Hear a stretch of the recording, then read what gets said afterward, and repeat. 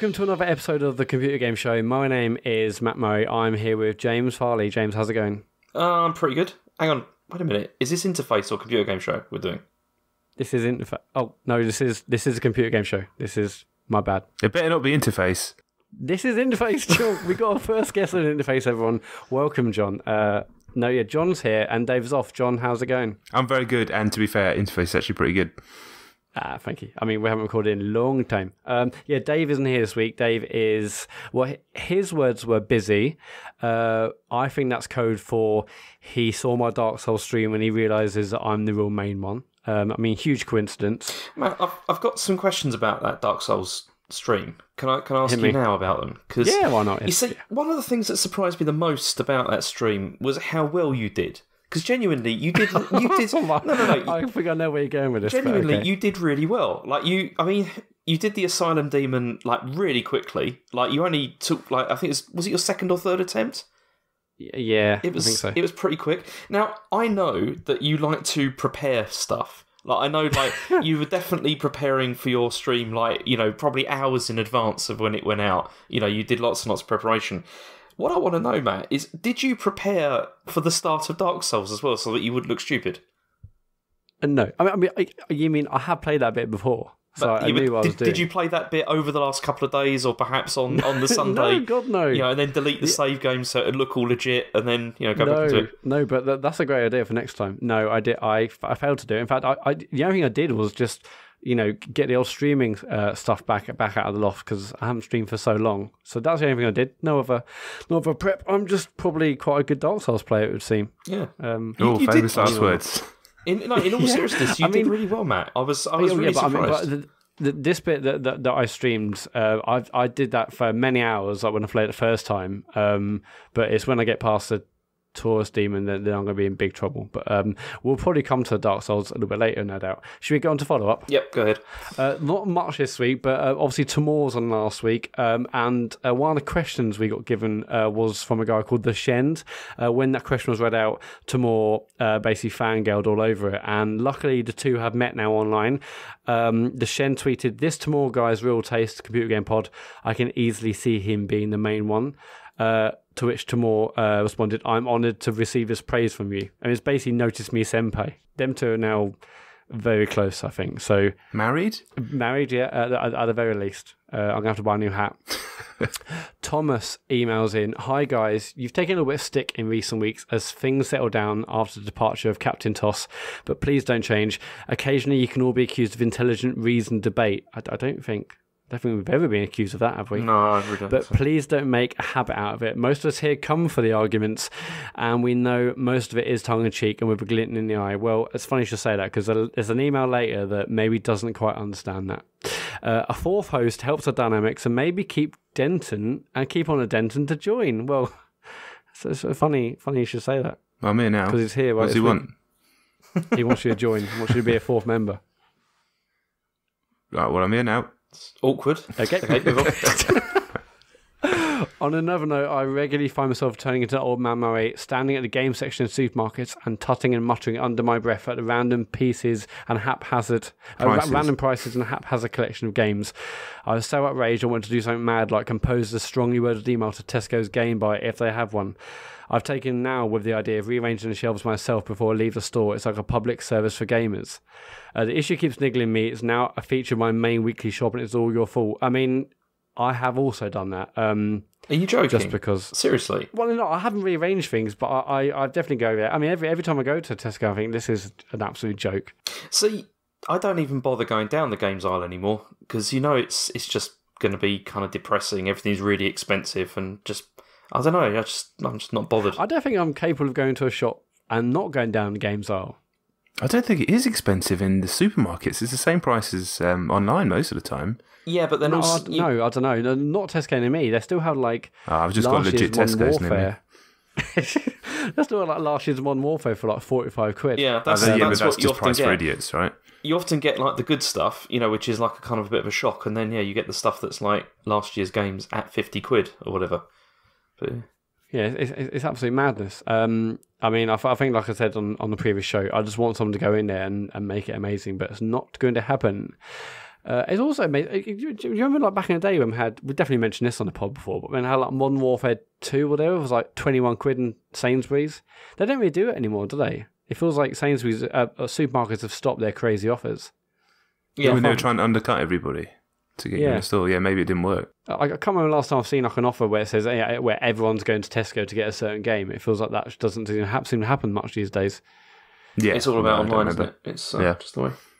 Yeah, cool. That's it for follow-up. Not much this week. I mean, obviously we had loads of comments about Beyond Two Souls and Dark Souls and whatnot, but those were the other main ones. If you want to leave us a comment or feedback or anything we've said or done, it's at Computer Game Pod on Twitter or the Computer Game Show at gmail.com. On to news. Okay, so we've got 4 things here. We've got Valkyria Chronicles 4 announced for Nintendo Switch, PS4 and Xbox One. I don't know much about Valkyria Chronicles. I'm hoping one of you do. I know they're supposed to be good. That's all I know. I mean, I should be a huge fan. It's a Sega tactical role-playing game. Oh. I mean, as everyone knows, I'm the world's biggest Sega fan, so I should have known.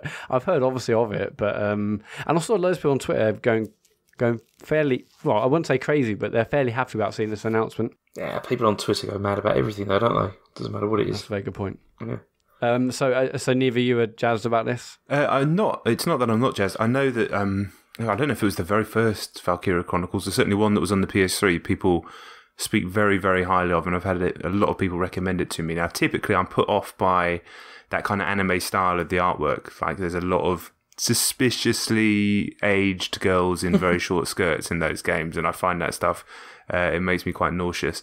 But from what I understand is, it's a banging tactical RPG, really sort of in a similar mold, I think, to Fire Emblem in terms of how it deals with characters and, like loss and death and all that sort of stuff. So I can see why people are pumped, but you're right, James, people just get fired up for everything and they forget about what they have right now. Are you a fan of the Fire Emblem series, John?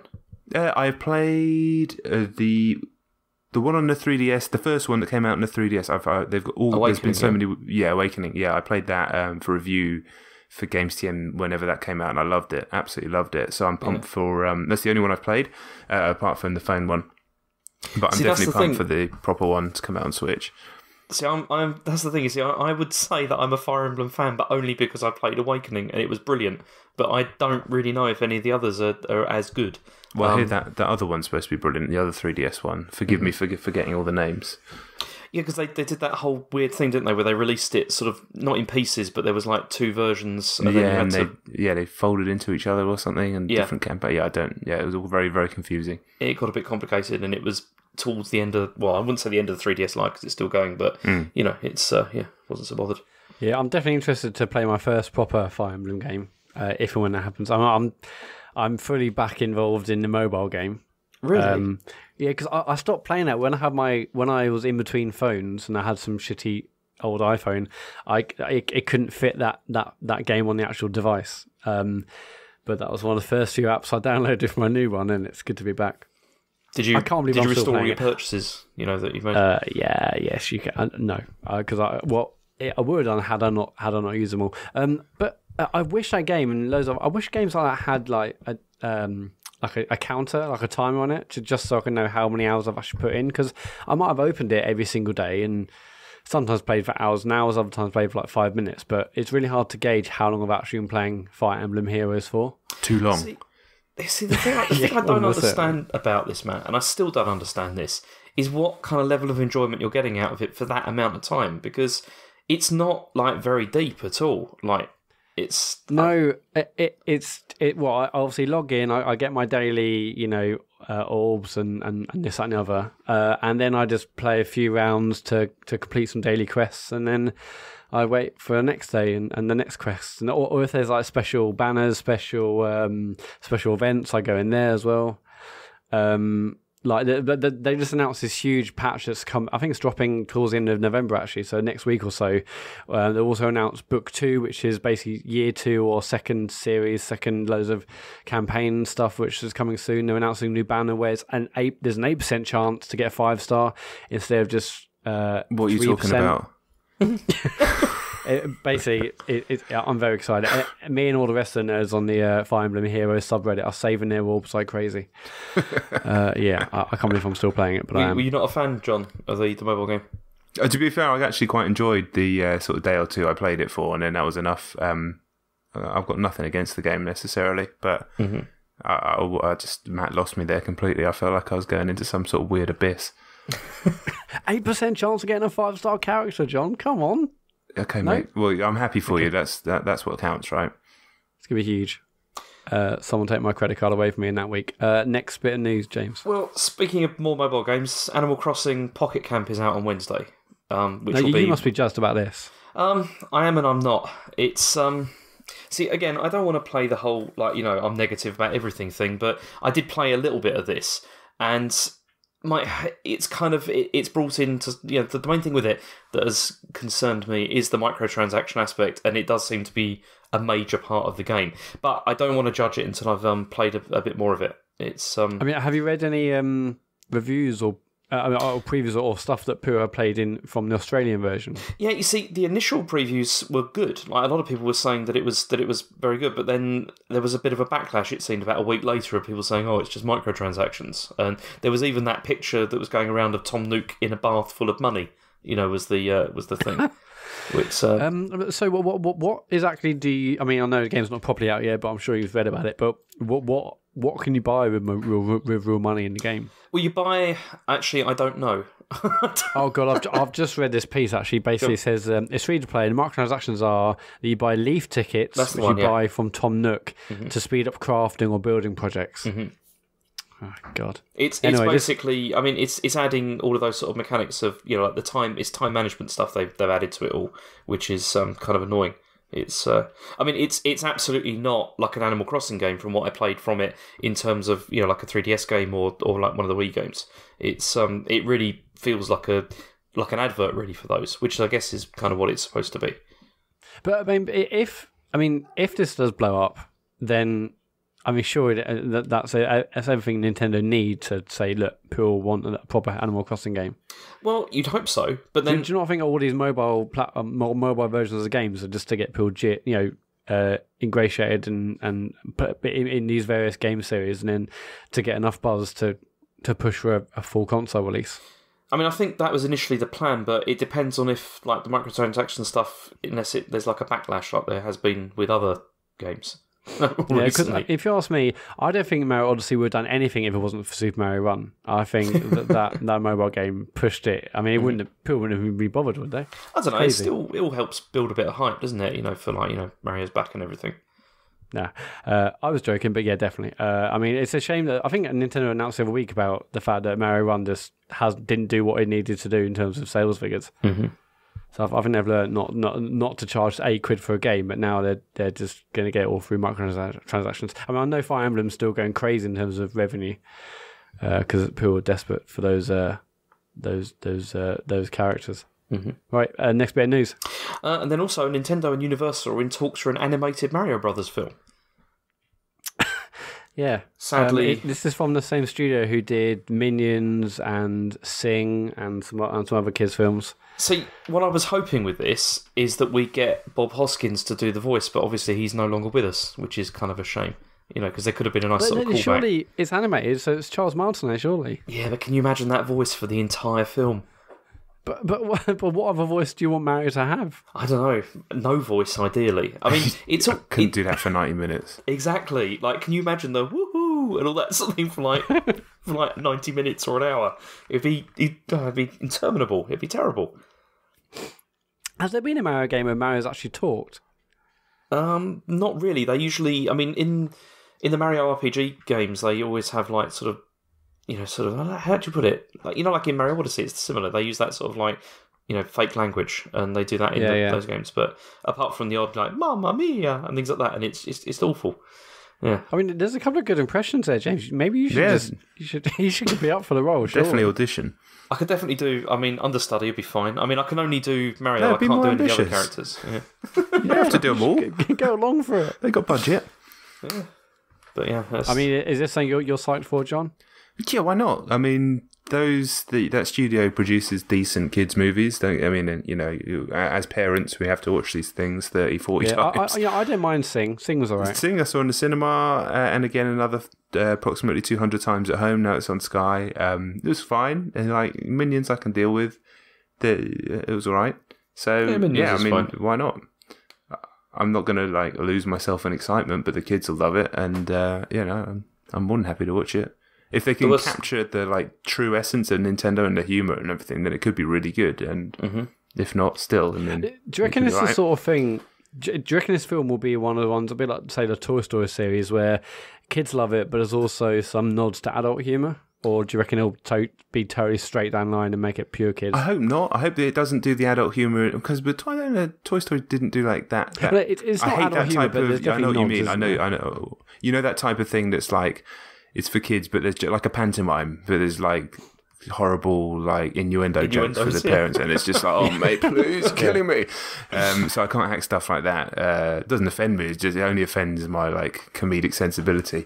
But I think, I mean, those games like Mario is funny. Like Mario Odyssey is a very funny game. So, and that humor is completely universal. From like I find it funny and my kids find it funny, and almost the same thing. So if they can capture that, then amazing. So yeah, I'm obviously gonna have to go and see it regardless. So yeah, I'll be there. I just don't want these sort of like double entendres and Mario going, "Oh, pardon," and things like that. Nobody needs to hear that. Yeah, I'm quite interested to see what they do. I mean, the fact, when they say animated, I mean, when I think animated, I think 2D, but it'll be like a Toy Story style animation one, surely. It'll be like their other movies, right? That very crisp, clean 3D CG. Yeah. Oh, they could return to Dinosaur Land from the Mario World cartoon. Mm-hmm. That was terrible.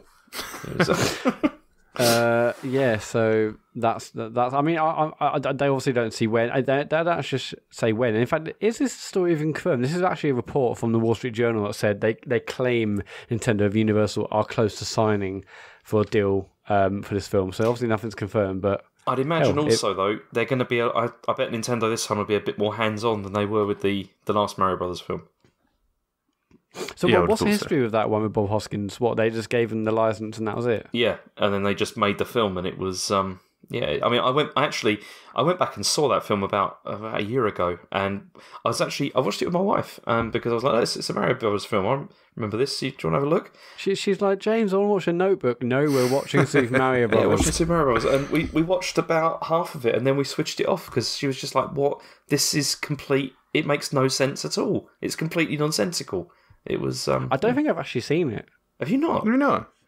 I don't think so. I mean, I obviously remember like I remember knowing about it and like shots, but I don't believe I've actually seen the film. Well, you're going to get bullied on Twitter for the rest of your life until you watch it now. So congratulations. Oh no. You should see it, Matt. I mean, it's quite something. Like, you know, from what it was. It's because I remember on an audiobook I listened to of the do you know the console wars one?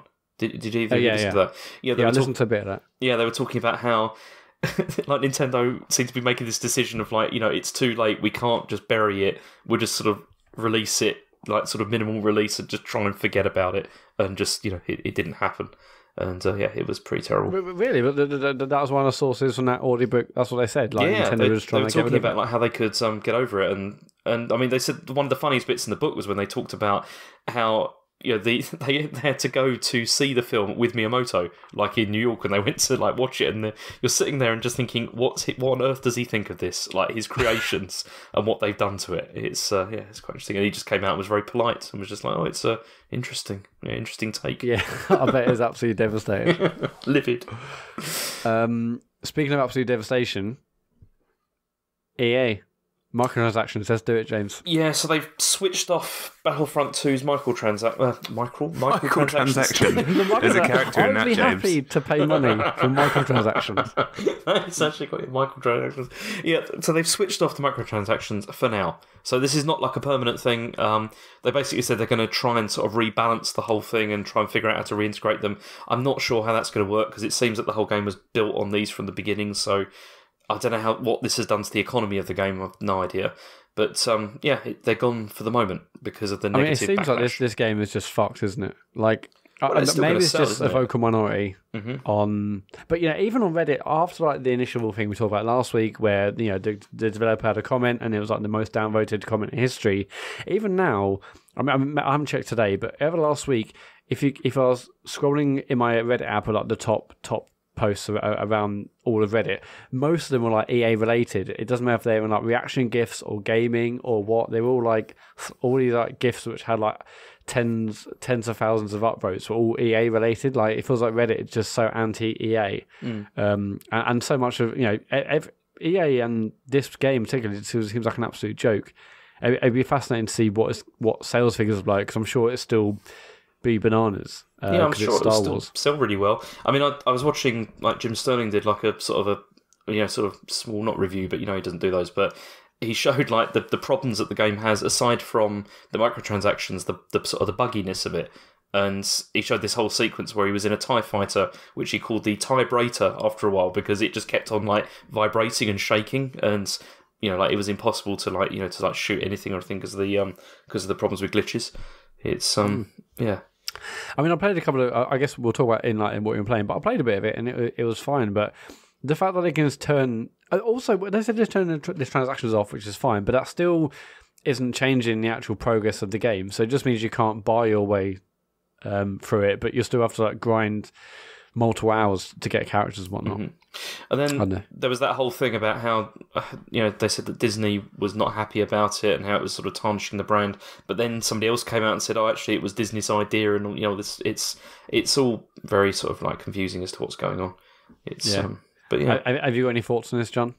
Only when I'm going to. It's the first game I'm going to talk about when we talk about what we've been playing. So I'll kind of go. We might as well get into that now. All right. Let's sort of roll straight in. Okay. So what I wanted to kind of focus on is what's happening in the game outside of all of that stuff. But to give a quick opinion on it, obviously I don't think they had a choice in this situation. They went way too far with trying to introduce. It's baffling, to be honest. If you sit down, I sat down. I played about maybe an hour and a half of Battlefront with people last night, and it was decent. It was fun, and I'll talk about why in a minute. And then all three of us were like, let's try and really wrap our heads around what we're seeing here. And this is with the microtransactions turned off.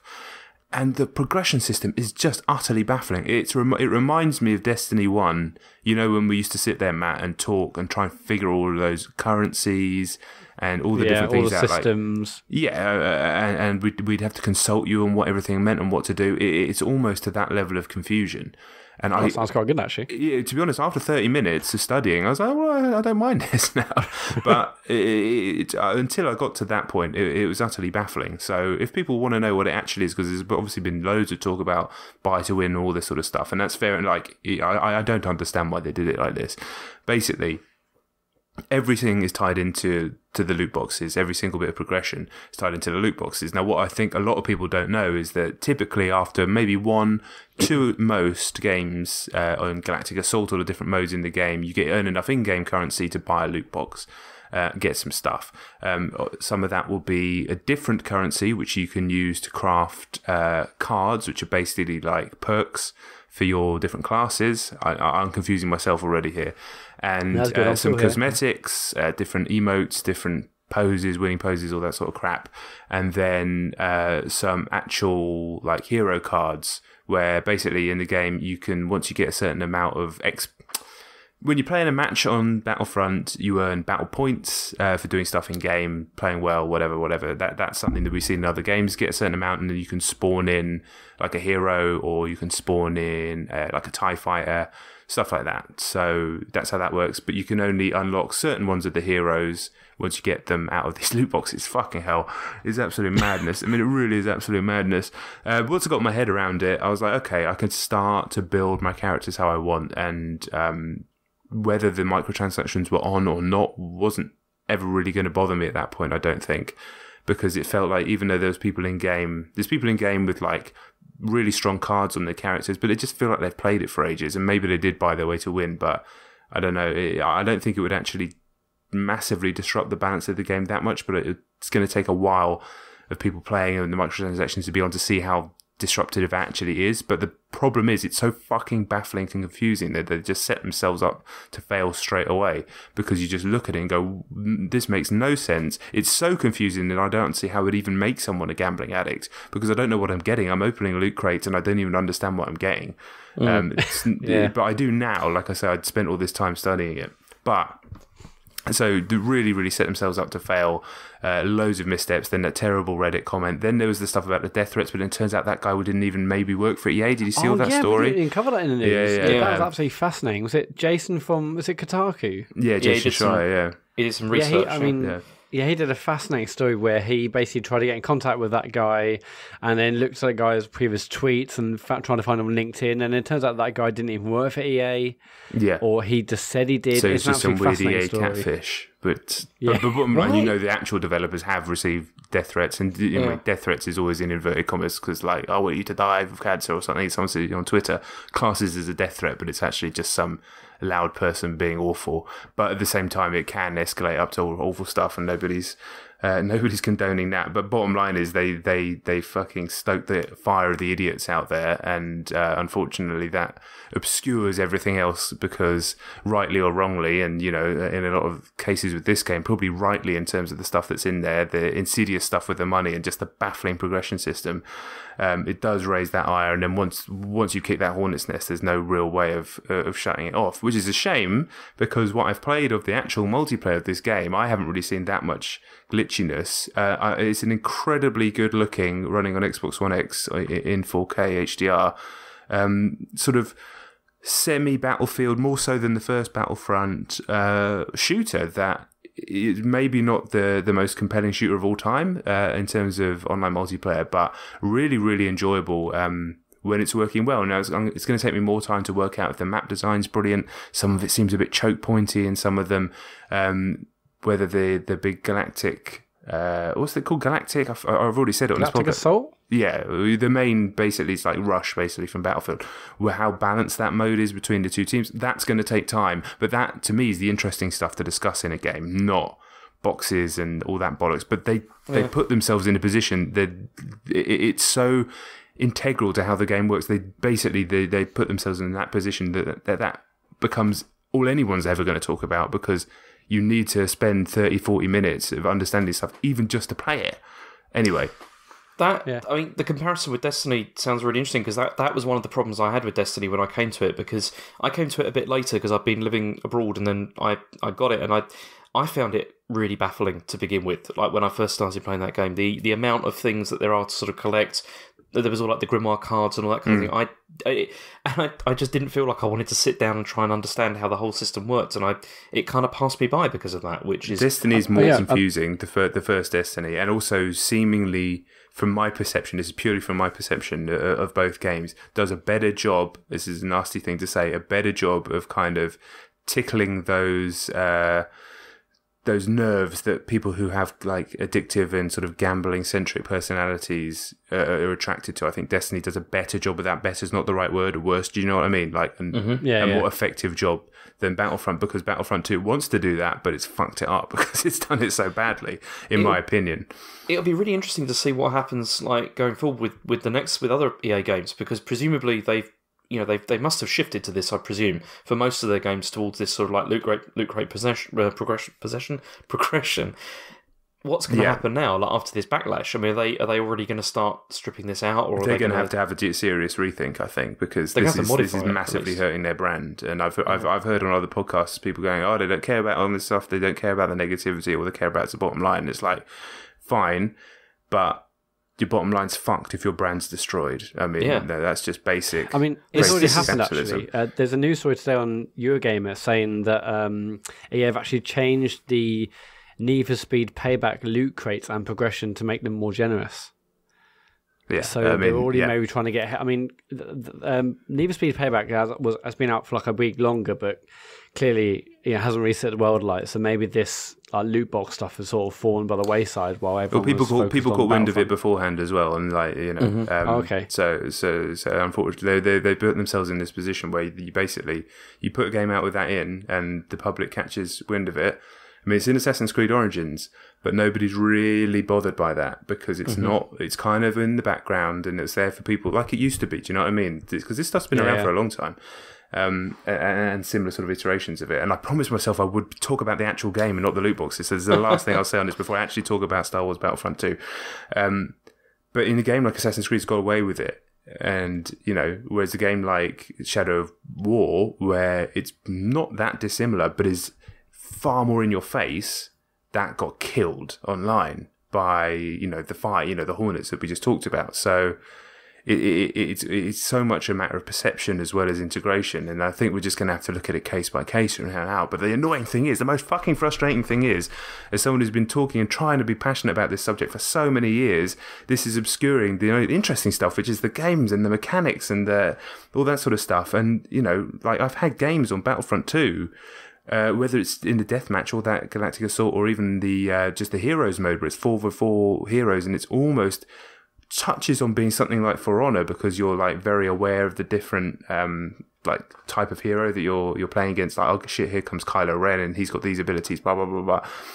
There are moments where the game is brilliant. Like I say, it looks absolutely phenomenal on Xbox One X. Like it looks like the type of videos that we used to see. You remember, like they put out an E3 video and it looks amazing, but you go, yeah, but that's running on like the most high-end PC. What's it actually going to look like on my console? But this is like, no, this actually looks like that. Like the graphical presentation is truly phenomenal. And like I say, some of those matches have been thrilling. Like the feel of the guns is way better than it is in the first game. Still laser guns and everything, and they have a new kind of active reload system. Thinking about it, there was an active reload system in the first game, but it's just generally better. Even like the travel of the beams is faster, so you're not having that drop off like in the same way that you did in the first game.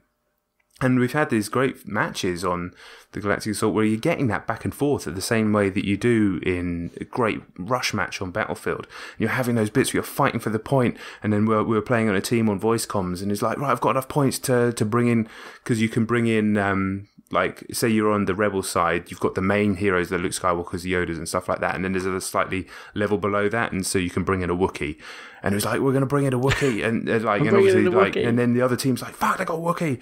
And honestly, it was like, Jesus, this is really, really good. And then some matches just felt like a bit choke pointy, and you felt like you couldn't do anything. There weren't enough routes through the map, stuff like that. So that's the thing that I want to spend more time with the game to figure out whether the game's actually any good. And like I said, unfortunately, it's been obscured. But my opinion so far is that DICE has created a really stunning and compelling multiplayer shooter using their own pedigree. Is very familiar to players of Battlefield, more so than I think the first Battlefront, which never quite got to that level, never quite got to that scale, never quite got to that feeling of back and forth in the same way. This feels much more like a Battlefield of a Star Wars skin, whereas the first one felt like a much more dumbed down Battlefield. I'd agree with that. Yeah.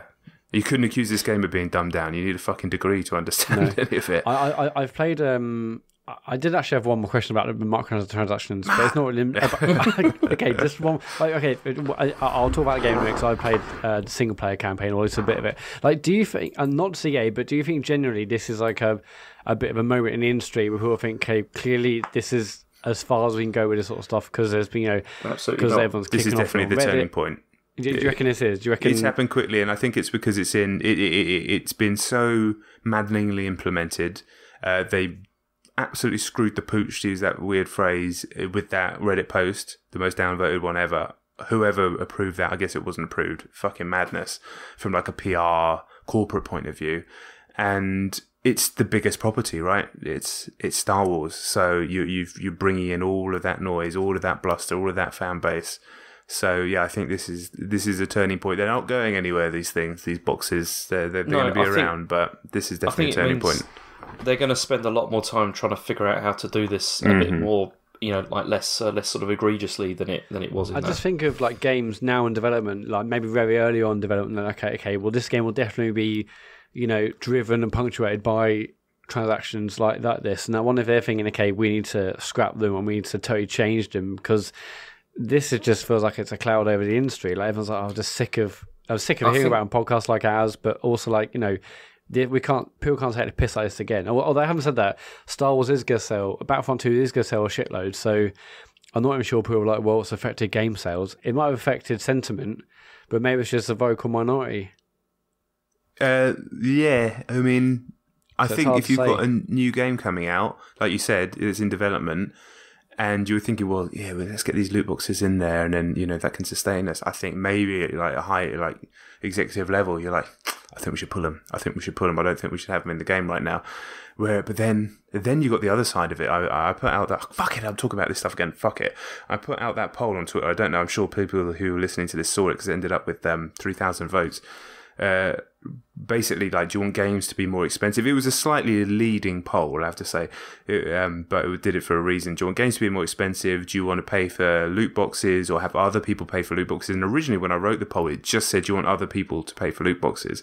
And then I thought that's too leading, so I put you or other people. And then there was some other stuff like lower budgets and things like that. And most people voted for they'd pay more or game budgets to be lower. But is that actually practical? That's very nice to say that on Twitter, but if suddenly games jump from 60 to 80, get lower. It's not practical because they want to because they've seen how this system can make huge amounts of money for them, and that's why they're not going anywhere. Like in the long term, they're going to figure out how to refine this so that it's less upsetting to people, but they're absolutely going to want to persist with it because it's just printing money. You know, and here's the devil question, right? Here's the real like evil question. The thing that I say to myself, which, like, are you happy as a person to just sit there and let those other people pay for your games for you? Let those other people pay for that DLC for you, those new maps that used to cost money on a season pass that are suddenly free now because there's like cosmetic microtransactions. Like, I paid for Overwatch once. I bought the game, loved it, still love it. It's an excellent game. I know that other people are out there spending money and I'm just sitting there and they're paying for my game for me. They're paying for the servers. They're paying for, you know, everything for me. And it's fucking dirty to say it, but it's just the truth, right? Why would I get angry? These people are paying for the game for me, and there's a lot of people who think like that, right? And a lot of people aren't being honest about that. I think because they're getting angry at the principle, but the reality is they're sitting there and letting other people pay for it. And yeah, it might be morally wrong, less so in that game because, you know, that game seems to have a free pass anyway. Okay, do you know what I mean? I've got a question over this because the idea is that we need to have these things because of the increased costs of game budgets, and that AAA is costing so much to, like, you know, release these. Yeah. What about like companies like Nintendo who release this stuff without any of these things, but they still manage to make a bunch of money on a console which doesn't have a massive install base either? Like, where how does that work? I mean, is it about AAA game budgets, or is it actually about maintaining a live service? You know, like things like, say, Destiny, like they say, or I'm sure I've said in the past, you know, the reason they have like microtransactions and also, I guess, those £40 DLCs every year is to keep sort of their live events ticking over, to pay a live team to deliver these sort of games as a service events. I mean, obviously Nintendo games don't typically do that. Yeah, but that would be factored in the budget, right? That would be part of the budget of the game. So I think that's sort of one and the same thing. But I know what you mean. But for me, the Nintendo thing is interesting because you got a game like Splatoon and a game like ARMS, which, I mean, ARMS just dropped their new version 4, new character. You know, everything's still moving along. Splatoon, the ARMS is introducing like Splatfest type things coming up this week. Splatoon's obviously, you know, has done that as well, and they're not asking for any extra money. But I think a combination of the way they structured it, this is just speculation from my point. Naturally, lower budgets due to the fact that you know, games are less expensive to produce in Japan, and the assets being used, all that sort of stuff, smaller. Tighter teams working longer hours, as sad as it is to say, but that's just the nature of the industry over there.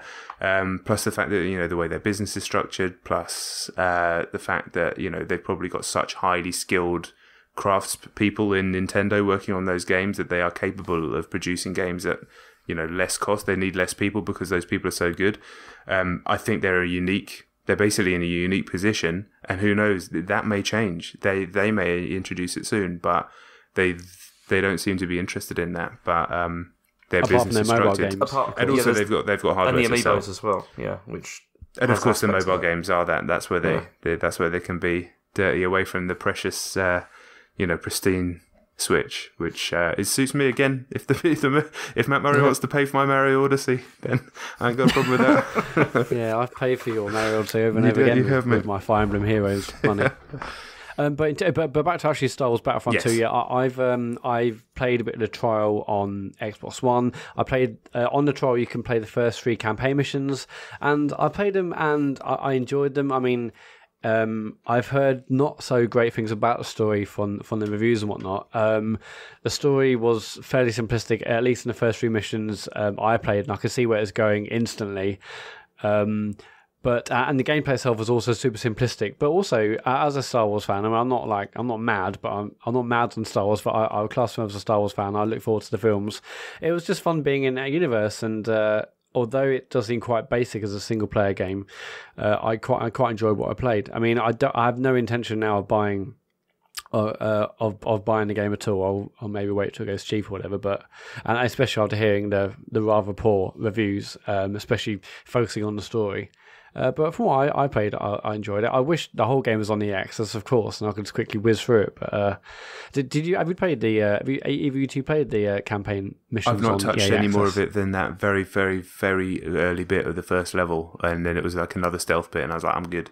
And then I figured I've got a trial. There's people that I know that are playing it. Why don't I spend those hours with them instead of spending 3 of them doing the first 3 missions of this thing? I may end up with a full game. I may not. That was my thinking. Yeah. I mean, I played that multiplayer game with you, John, in the forest. It looks absolutely stunning, as you said. It looks incredible. But yeah, other than those campaign missions, I haven't really done much. We'll be playing it this week, Matt. So come and jump on and have a few games. Honestly, it's good. You get those games where you're just getting like running and getting worked every 2 seconds, like you do in Battlefield, and that sucks. But when it's been good, it has actually been pretty damn good. Yeah. You haven't bothered yet, James, on Xbox One? I haven't, no. And it's the thing is, I love Star Wars, but for some reason this is just, it's not really grabbing me. I mean, mostly I have to say because of the whole loot crates thing. It's just, it kind of has put me off. Have you not got EA Access? I haven't, no. I don't have it at the moment. I say 20 quid a year. You should get that and play like the first few missions. It's pretty good. Yeah, maybe. No, not. Well, maybe not. What else are you playing then, John? So, another game I've been playing, I just mentioned it actually just before, is actually Assassin's Creed Origins, which has been a really pleasant surprise for me. I have never really got on with this series. I've had moments with 2, moments with Brotherhood. Really like Black Flag, but anytime you got off the ship and it became an Assassin's Creed game, I just kind of lost interest. Had my own personal career-based problems with the first game, which is to do with that scoring low across a bunch of magazines that we worked on at the time, and all sorts of furore with Ubisoft, and that happened a long time ago. That was some drama. So I wasn't really expecting much, but then I started to see the footage beforehand and the sort of shift, certainly the shift in combat from the kind of Batman-y counter-based combat that's always been central to the games to something much more akin to Dark Souls, or I mean, it really is that. It's sort of standing there, locking on, moving around, lateral movement, parries, sort of animation-based combat, and seemingly a move away from just that kind of really rigidly structured Assassin's Creed thing that's been there for a while. And I was like, okay, well, that kind of looks interesting. It looks like it has potential. And I really like the idea of the setting as well, which has been the case for a lot of them. I really like the idea of the Unity setting, of Syndicate setting. That's one of the ones I didn't play. But again, going to sort of ancient Egypt and how amazing it seemed to look in the trailers. I was interested, and to be honest, I'm about 20 hours in, and I am liking it a lot. The structure of the game is it is different to traditional Assassin's Creed. It is much more of an RPG. There's coloured loot. There are loot boxes, but they're basically they're barely mentioned. I don't think anybody's ever mentioned it in the game. There's never been a pop up or anything like that. Hence, getting away with it. But there's definitely something compelling about that kind of, that coloured loot thing. It appeals to that same base part of the brain. I mentioned it on last week's show, actually. Do you think it feels a bit Destiny-like in that, you'll have a battle, you'll get some loot, or they changed it for a better weapon? 100%. I mean, it even has the circular cursor from Destiny. Yeah. I mean, it's... And even the menus, it's got, your guy in the middle with, the various bits of armour around the outside of it. I mean, it's a very, very deliberate choice, but...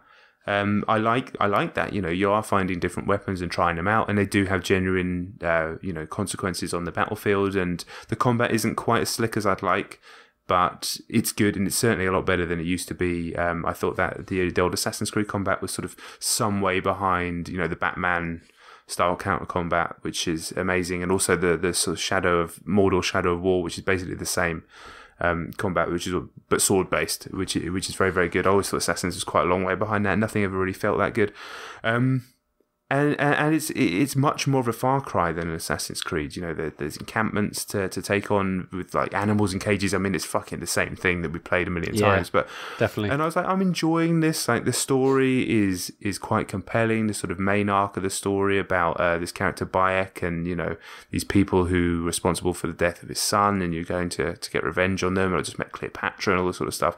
There are like plenty of cutscenes of side quests which are god awful with god awful voice acting and all that sort of stuff. But I just tend to tune those out, and I was moving through and I was like, this is okay, this is quite interesting. And then last night I was playing it, in fact, and I was like, I've played this game for 20 hours, I've not been to the pyramids yet. I've seen them in a distance. I was like, what the hell am I doing? I'm just going to go to the pyramids. So I got on my camel and I set a waypoint 2,000 meters away or something, and I just trekked across the desert. I'm playing on PS4 Pro on 4K. It doesn't look as good as I've seen on Xbox One X. I'm a little bit gutted I'm not playing on that, but it still looks really, really nice. So yeah, trekking through the desert at night, and then I like stumbled across this thing in the desert. I don't want to spoil it, but it's like this sort of memory thing to do with the constellations. Really cool. And then got to the pyramids, and like for me, Assassin's Creed, like, is sort of synonymous with clutter, right? You go into those maps and it's just full of icons, like the classic Ubisoft thing. You go into the towns in those games and it's full of people yapping on about a load of crap. The sound levels are always really weird. I always found them quite like stressful. There's a lot of input going on. Yeah. And then I got to the pyramids at Giza, and it was just like there's nothing there. It was just empty, and there's this really it felt almost bizarre. Like, these structures just felt so out of place, and obviously even in the game's time frame, they've been there for thousands of years, so they're kind of like slightly dilapidated and stuff. And the game is very aware of what it's doing here, I think, and it changes the music to this slightly sort of unusual, eerie kind of tune that's different to the rest of the game's music. And I just sort of hung around the pyramids for a while, and I climbed up one of them, and I was like, this is really quite amazing. I feel like I'm sort of taking a history lesson, but it's a history lesson that couldn't possibly exist because I'm going back to something that exists and existed in the time that I could never go to it now. And obviously I could have never gone to it then. And I was like, this is really quite effective. I've never been to Egypt or seen the pyramids in real life either. So I did that for a bit, and then I started moving around the corner. I tried to find the Sphinx. And found the Sphinx, and then just moved around the corner, and there's like suddenly rampant commercialism within the game. Even all the way back then, there was people selling markets, almost like trinket people. Obviously this was a tourist trap for people, even all the way back then in like however many BC, 40, 60, 80 BC or something like that, whenever the game's set. I've forgotten, so apologies. And then so I saw that and I was like, wow, that's amazing. And then the Nile was in the distance, so I thought, fuck it, it's nearly bedtime, I'll just go and take a boat out onto the Nile.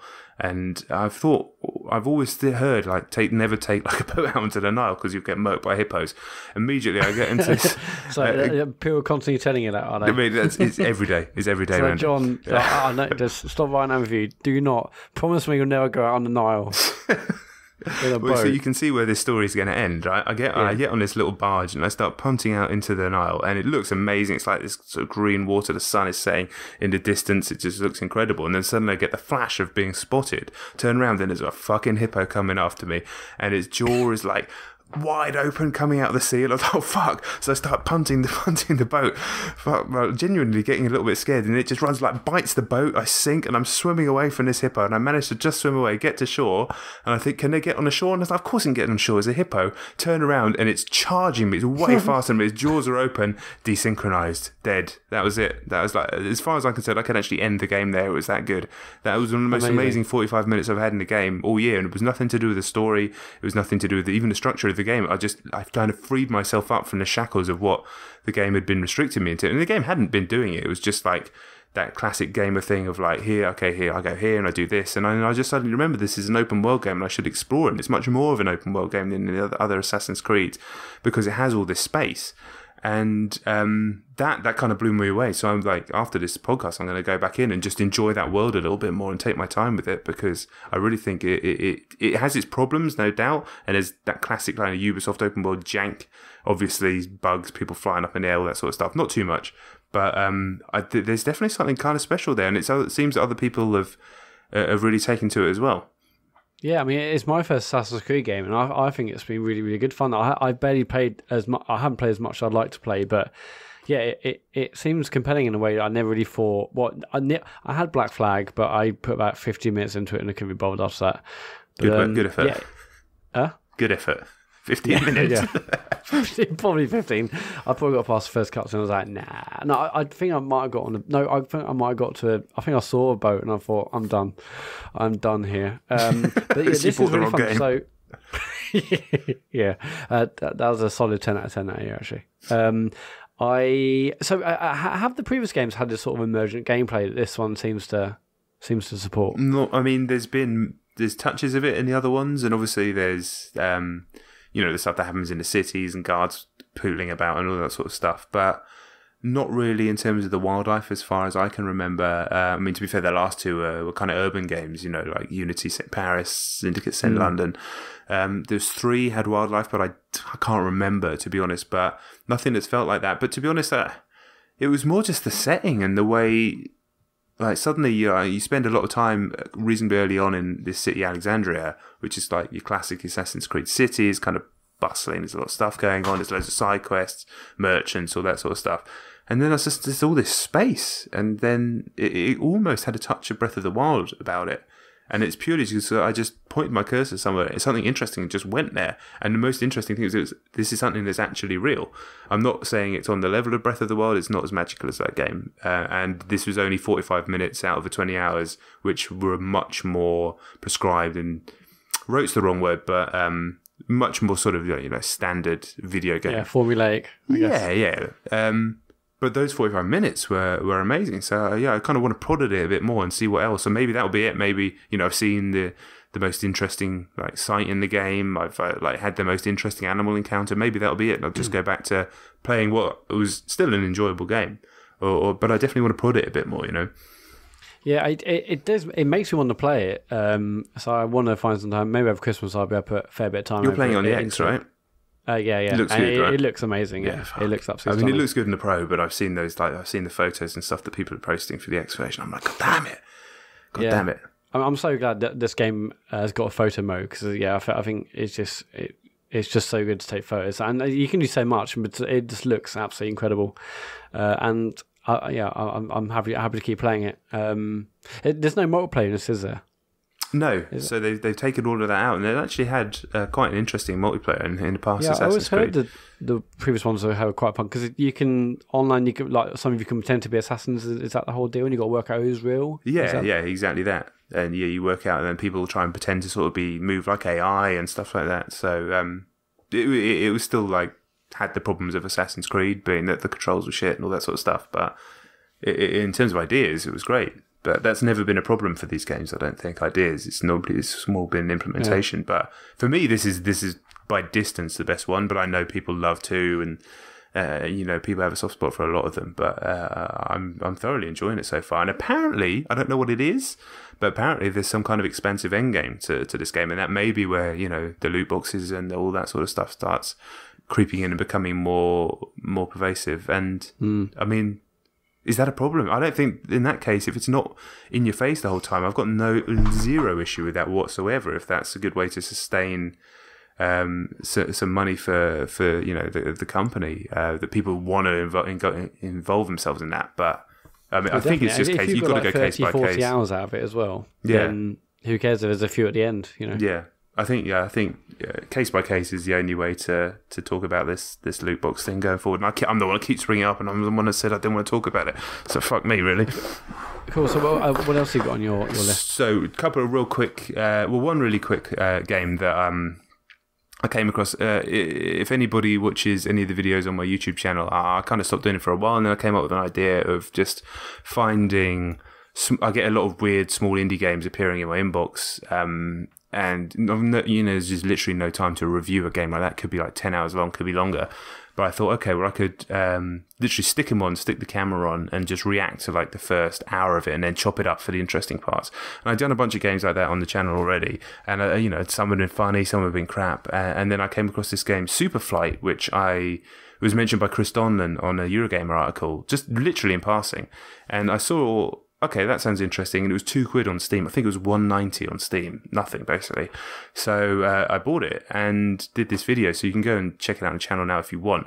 But it's basically a wingsuit game. The graphics they're very high res, but they're just blocks. Kind of looks a bit like Minecraft done in, like 4K version of Minecraft that they talked about. It kind of looks like that. And it's just basically you're thrust out into a weird load of weird shapes, basically, just like sort of geometric structure in front of you that's a random seed, and you just wingsuit around. The idea is to get as close to the environment as possible to rack up points, and then do daring things like go through little gaps in the rocks and things like that, and just basically survive as long as you can. You crash, you restart. There's little pink dots in the world. If you go into them, it's a portal, and it'll just thrust you straight into a brand new seed, completely different level, color scheme, all that sort of stuff, and your combo keeps going. A run can last anywhere from 20 seconds to a couple of minutes in my experience, but the mechanics, that core mechanic, that the wingsuit flying using a controller on PC feels absolutely superb. I mean, I couldn't believe how good this game was. A, for the price, B, for the fact that nobody's heard of it, and C, for just how little how little fanfare there's been around it. Like, mechanically, it was like one of the tightest games I've played in a long time. Like, we've just been talking about Assassins and Star Wars. This mechanically, it doesn't try and do anywhere near as much, obviously, but like it pisses on both of those games in terms of how tight and how good it feels. So yeah, I was like, I need to get this video up, and hopefully people will see it and they'll just go and spend £2 on Steam and get involved. But honestly, I can see Superflight appearing on all the consoles before long.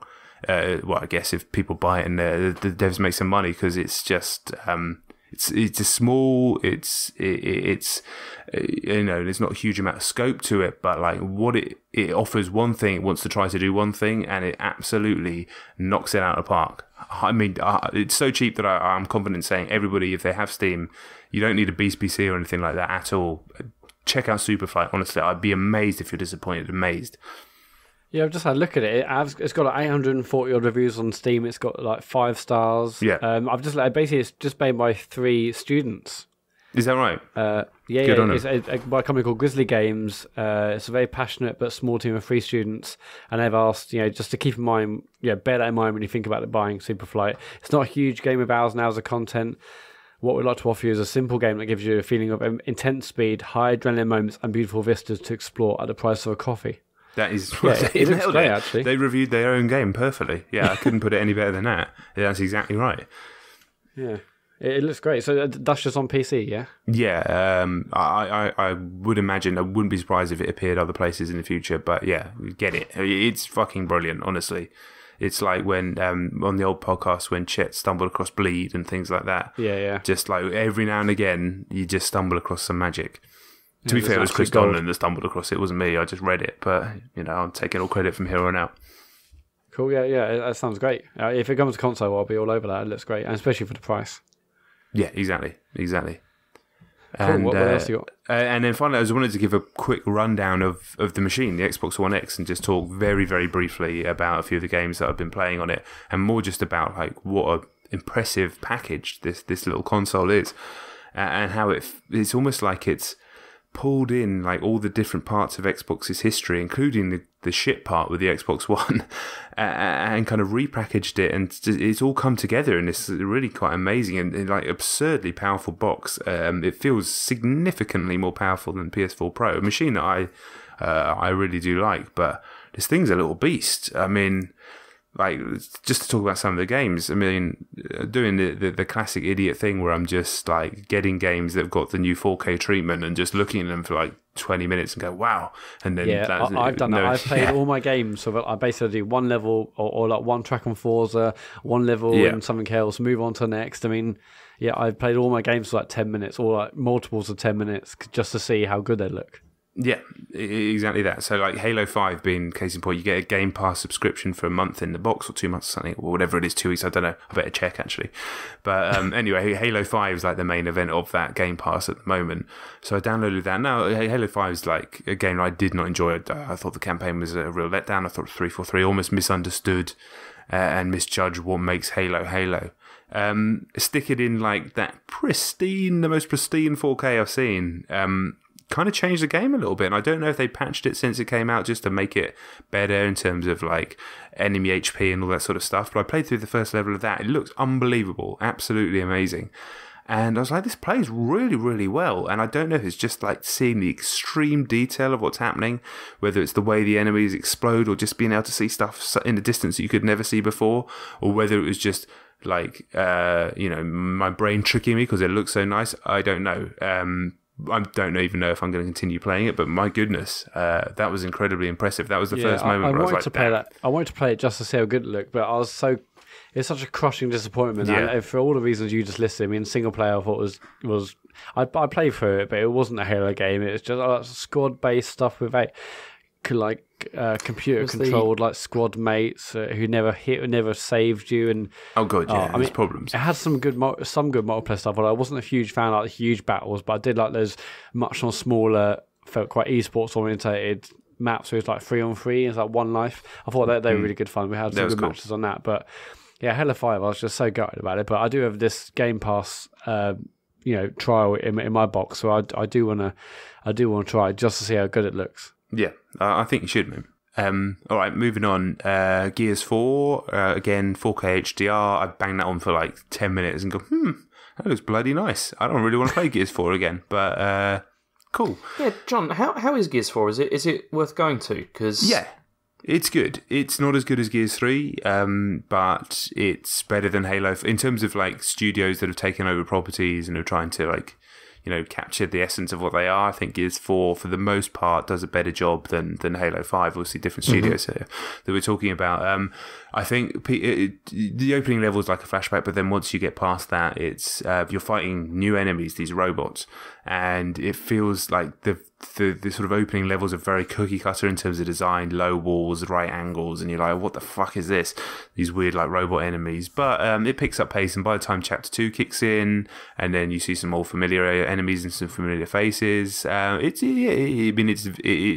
thoroughly decent and definitely worth playing through. And it obviously looks absolutely banging on this new console. But yeah, I liked Gears 4 when I played it again. I don't know if I can be asked to play it through again, especially with 9 million other games to play. But I wanted to see it, Yeah, if I had more time, which I don't, but I'd love to play through this on co-op. But I'd actually probably do that, to be fair, if you are up for that, because we could probably do it in like 6 hours. Oh, really? It's not that long. So it's not that long, yeah. Yeah, I would like to. I haven't played the Gears game for so long. I mean, we hammered like Gears 2 and Gears 3, although that was just Horde mode. I don't think I've even played. To be fair, the Horde mode in Gears 4 is really, really good. Really good. Yeah, so many games. But that's not going to happen. But if you want to bash through co-op, I can make some time to do that. I think that's a good excuse, because it's more fun like that anyway. Obviously. And then quickly, I'll just rattle through the rest. The original Mirror's Edge on backwards compatible in 4K HDR looks amazing. It looks like there's dead end thrills. Game. Yeah, it looks like those screenshot galleries that guy does, dead end thrills. You've seen those? It looks like that. FIFA looks really nice. Quite enjoying it, strangely. Gears 3 looks like a modern game. Again, another backwards compatible one. Halo 3, amazing job. Like 4K, still looks old, but like looks amazing. And then even going back to Ninja Gaiden Black, which is on Game Pass, it looks absolutely stunning. It's completely up-res to 4K.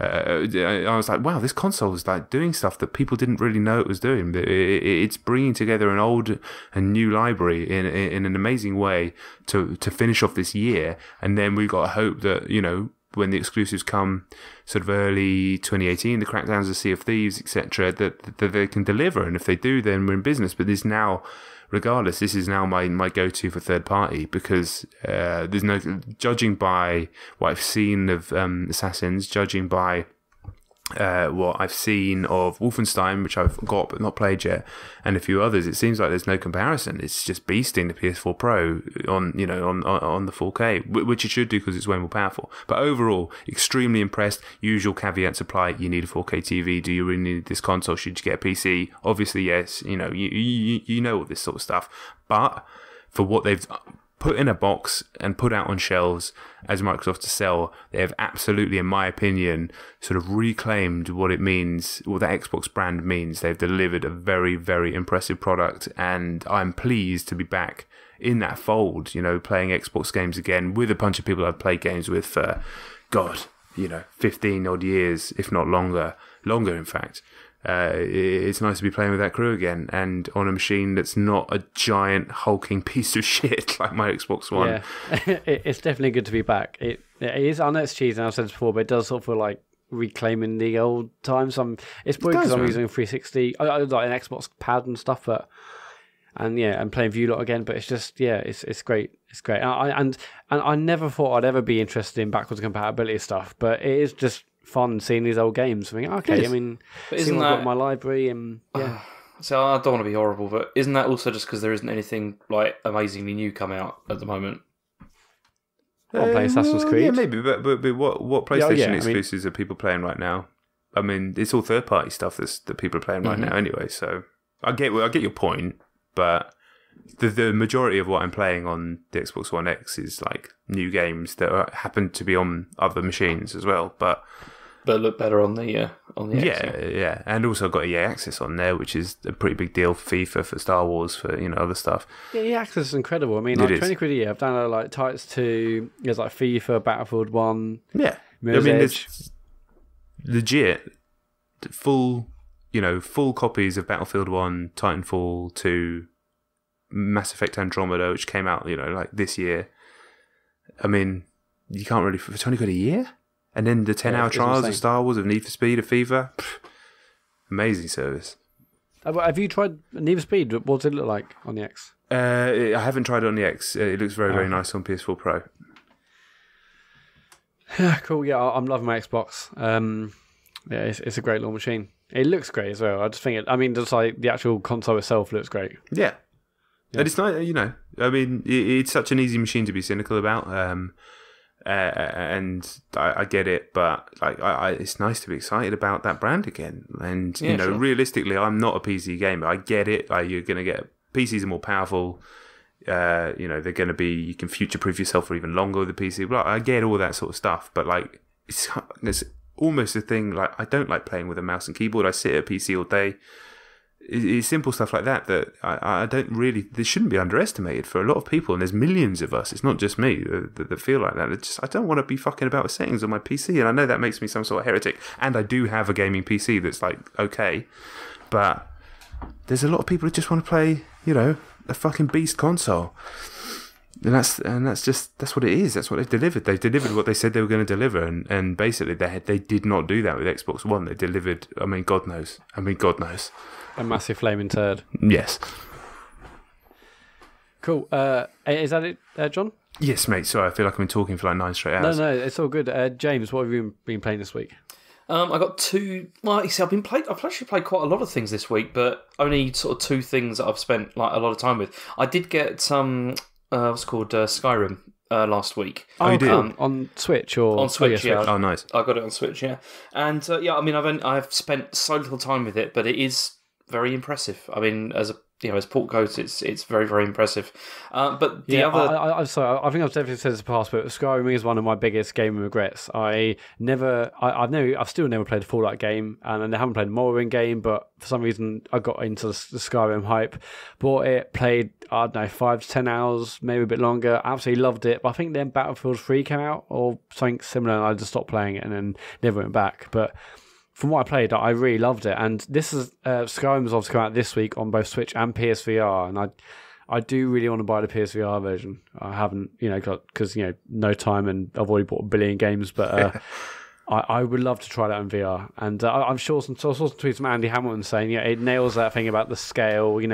Seeing a dragon in VR does look fucking massive. And he said he actually preferred it to say something like Resident Evil, where he feels like was a bit of a compromise. It wasn't developed with fully with VR in mind. I mean, neither was this, but he seems to suggest that this seemed to portray the world in a really realistic way in terms of scale.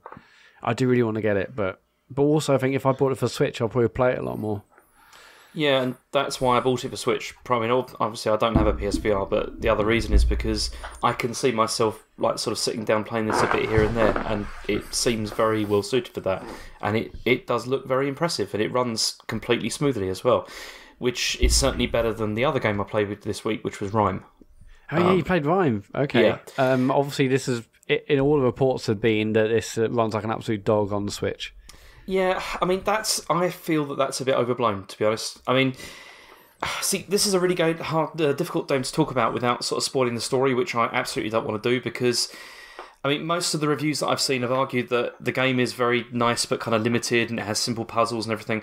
But actually, this game, it really touched me more than I'd even say like The Last Guardian did. I really, really loved it, even though I played it on the Switch and there are sort of technical problems. But it really feels like one of those kind of games that you have to play to completion to really understand and appreciate it. That's what I said a few weeks ago, but when I finished it, no, I haven't played a game like it where it totally reframes the entire game. Yeah. And I think it's and I was so gutted when I saw all his RiME reviews and they were saying, "Oh, like don't bother because it's buggy or it's a poor port." And I was like, "Okay, don't bother that maybe because it's poor in terms of the port quality." But anyone listening to this, you shouldn't miss out on RiME. If you any console or whatever platform you can get it on, buy it because it is such a fantastic game. Don't let this poor Switch port put you off because I think it's absolutely fantastic.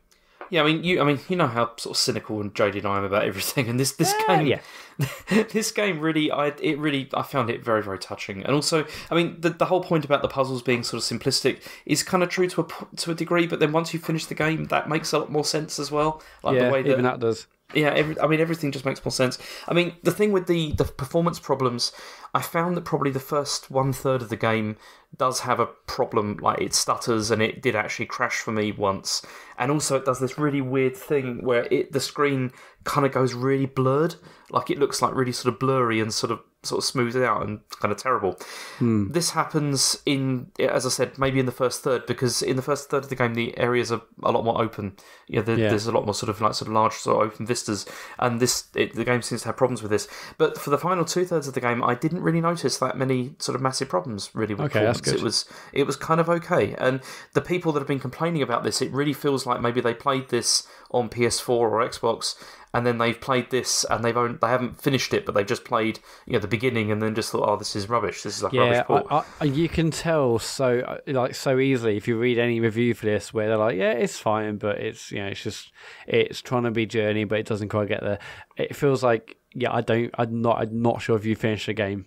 I mean, maybe it just affected me more than others, but I feel like the ending changes things. But whatever, yeah. But so even with your technical troubles, you still think it's worth? Would you recommend it or? I probably, if you've got a PS4 or Xbox One, I'd recommend it on that first, obviously, because the performance is obviously going to be a lot better than it is on Switch. But if Switch is all you've got, I'd recommend getting it because it's still really good. I mean, my son has watched me play most of this game aside from the ending, and he's been completely transfixed by it. I mean, he's 4, and okay, this shows how simplistic some of the puzzles are, but he was like working out what to do, like in parts of the game, and like as soon as he came home from school today, he was like, "Oh, I was telling my teacher about RiME, and can I play it like now?" Because he wants to play it on his own now, and I've not seen him have that sort of connection with the game before. He just finds it fascinating, I think. I mean, I've said this before. Obviously, I'm not great with games, but for me, the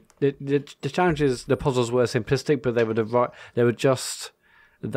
weren't annoyingly simplistic. They were satisfyingly simplistic. I guess I can say there's a very, very small amount of challenge, but you got it within like 2 seconds. But it was still enough for this puzzles to be satisfying. I felt, at least. I mean, one of the other complaints is people said that they got lost or they didn't know where to go, which I find really difficult to believe because it's quite linear, like I found. As in, I thought level time was really good. Yeah, I mean, it points you in the right, where you need to go for the whole time. But I can't emphasise enough how, okay, maybe the visual style isn't like completely unique or the concept, but that doesn't make it any less of an experience. And I do think it has something interesting to say, particularly once you've finished it and then you like look back and think about what you've done. I mean, even when you go to the menus and you see what the names of the levels are and stuff like that, it's amazing. It's such a... you were right. I mean, it's a game that I have thought about after I finished it, and sort of keep thinking about it from time to time. And I'm going through it again now with my son. I mean, he's sort of helping him go through it. It's it is excellent. It's really worth it. It's up there. Definitely one of the games of the year for me. I just thought it's fantastic. What else have you been playing? The only other thing I've played is, and again, another polar opposite, which is Beyond Two Souls. Okay, and, so you've done what, like 5 episodes of this? So what? You must have got 6-7 hours of gameplay now. I don't know. I mean, I think I'm about 2/3 of the way through. And last week I went on a blitz, and I was like, okay, I want to just get through this. I want to get through as much of this game as I can. And I went through. Can I spoil any bits of this, or just hint towards things, or not? What do you think? I mean, I'm not bothered. John, are you bothered? Well, I mean, not personally because I know what happens, but I think if you're streaming it anyway, I think you're good. You would tell people this is going to be, if you want to play the game, all that sort of stuff. Oh, you've got a spoiler boy, haven't you? You could find him. I don't know how to do that. I'm okay. Let's give you Beyond Two Souls spoilers. I mean, Jesus. Yeah, so, obviously skip forward if you don't want to know what happens. Anyone listening to this may have already seen the bits from your streams anyway, so... That's all, that's very true. I mean, the high point of last week was probably the homelessness section, which was just... I mean, it was the high point in the terms of it was the funniest part of the game, like, unintentionally, obviously. Because, I mean, it had the usual sort of, like, appalling dialogue, David Cage trying to sort of, I mean, it becomes a suicide simulator at one point. It's kind of crazy. Jesus. Like, it's sort of going around trying to work out how to kill herself. It's really, really strange. And also just, again, terrible, terrible dialogue. And really sort of laying on thick, like, some of the themes. Like where you've got, like, a woman sitting there, she's pregnant, and then in the background there's, like, these palm trees, and, like, like how, this could be your life, this kind of thing. And but it's also, I mean, it's also got the usual David Cage problems of, like, all these sort of logical problems as well that don't make any sense, like... which I won't go into, but it's kind of terrible. But it was still entertaining. It was very, very entertaining and quite funny in places as well. The birth scene, I'm really spoiling things now. Should I say this or not? No, you've already you said beyond spoilers. That's true, yeah. But yeah, there's a scene with a birth which is one of the weirdest things I've ever done in a video game before, and it was very funny to watch. It's very, very funny. But then after that, the next day I went to the next scene, and it's this whole section which was set in a desert. And so I obviously haven't played the game before, but the desert scene was, I think even you mentioned it, John, when you were on last, and Dave certainly has, is the desert scene was the thing that they were most looking forward to you playing. It was appalling, John. Oh no, that's it's a terrible bit. I wish it wasn't in the game. It's the absolute worst thing in the game, and it not because it is anything like particularly bad. It's just really, really tedious. Yeah, it's really tedious. It goes on for a very, very long time. It has the whole sort of like Native American thing, which is kind of it's racist. A lot of these sort of depictions are pretty just like racist, and like it's just not very good. And also, I mean, it doesn't really feel like it links in with the rest of the game, and I'm not entirely sure why it exists, like why it's in there. Maybe that will become more apparent as I get towards the end. I'm not sure, but it was just. I mean, the main problem I have with this game is it's just the cliched themes. Again, the terrible, terrible dialogue, and I don't know. I just feel Heavy Rain is a masterpiece by comparison to this game. I really feel this is a really poor adventure game. It's one of the worst I think I've ever played. Mostly because in many places, I just find it tedious. It's just not very engaging. It's not very, very fun to play. It's the main problem I have with it. It's not bad in the terms of sort of technically bad. It's just dull. I just found it really dull. It's just bad in every other possible way. Yeah, I just find it very, very dull. Technically, it's fine. Everything else, terrible. Because, I mean, how do you feel about this, John? Because I know you thought... do you think it's okay? I mean, what's your sort of feeling about the game? Well, I liked it when I played it. I'll be honest, I can't remember huge amounts. I can remember individual scenes, but a lot of it sort of disappeared out of my memory. I definitely didn't like it as much as Heavy Rain, which I really liked, and I think... I played that was also very much of the time when I played it, where you forgive a lot of the weirdness, and this is definitely weirdness, and also coming from Fahrenheit, which is a bit of a disaster. Yeah. But I really did enjoy Heavy Rain, and going back to it now, obviously things are very clunky about it, and the same with Beyond, no doubt. But I remember it being a game where I was really engaged by individual scenes. So. There's like one scene where she's getting ready for a date. I don't know if you've played that scene yet or not. Yes, I've played that. Yeah. I really enjoyed that. I just thought it was funny and weird, and it was like living through an experience I could never possibly have. Even though things are misjudged and clunky, but. that after the desert scene, that was certainly like a lot better. Yeah, so that came after. I can't remember the order of things. It picks up. It really does pick up. I mean, David Cage's like concept of sexy clothing is a bit odd, but it's it's certainly much more interesting from that point. Especially when you get, I mean, that whole thing about the idea that the Aiden whatever is sort of watching, and whether you want to interfere with with the date and everything. It's interesting that section. I enjoyed that. Yeah, I thought that was the highlight of the game personally. But there was a few other scenes which I really enjoyed as well. Some stuff at the end of the game, which is pretty cool. And I didn't actually mind the homelessness stuff. My memory of it is very vague, to be honest. But just overall, I think this is still. It was of a time where did it come out after the first season of Walking Dead or before? I can't remember chronology. I don't know, because it was PS3, wasn't it? It was PS3, yeah. So it was still kind of the time where these types of games weren't as common as they are now. The Telltale stuff, and Telltale's taken a lot from these games. As sort of messy as his games are, Telltale has a massive debt to how these games work, I think, in terms of what they've done. And I'm still kind of enamored by him and his kind of sometimes misguided approach, and his his sort of commitment to experimentation, and his commitment to try these things and to try and tell stories. This actually came out over a year after Walking Dead. Okay, so obviously not a patch on that, but I mean, I finished the sort of game, the experience, and overall I was impressed. But there's stuff like that you can't really sort of account for now. Like at the time when it came out, it looked fucking amazing. And so that was like a real, really engaging thing while you're playing. It's like, damn, this looks, it really did. Like, even the character model of Ellen Page and stuff like that. Look at it now, and like the animation. And we're used to seeing people like, Kevin Spacey, for want of a less creepy motherfucker, in Call of Duty, and the people in, how amazing the like Josh, how do you say his surname? Josh Duhamel in the new Call of Duty. Like, they look way better than Ellen Page did in Beyond. But at the time, there is certain.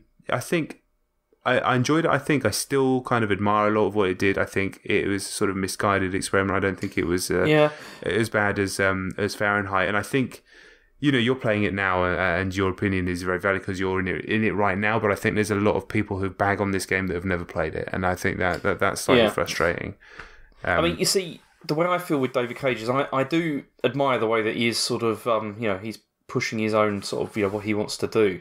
I'm just not sure he's very good at it. Maybe not. I mean, I'm not a complete apologist for him, because like Fahrenheit is one of the worst games I've ever played in my life, because it started so promisingly and goes to such utterly bizarre places towards the end that it's just the fucking ramblings of a madman.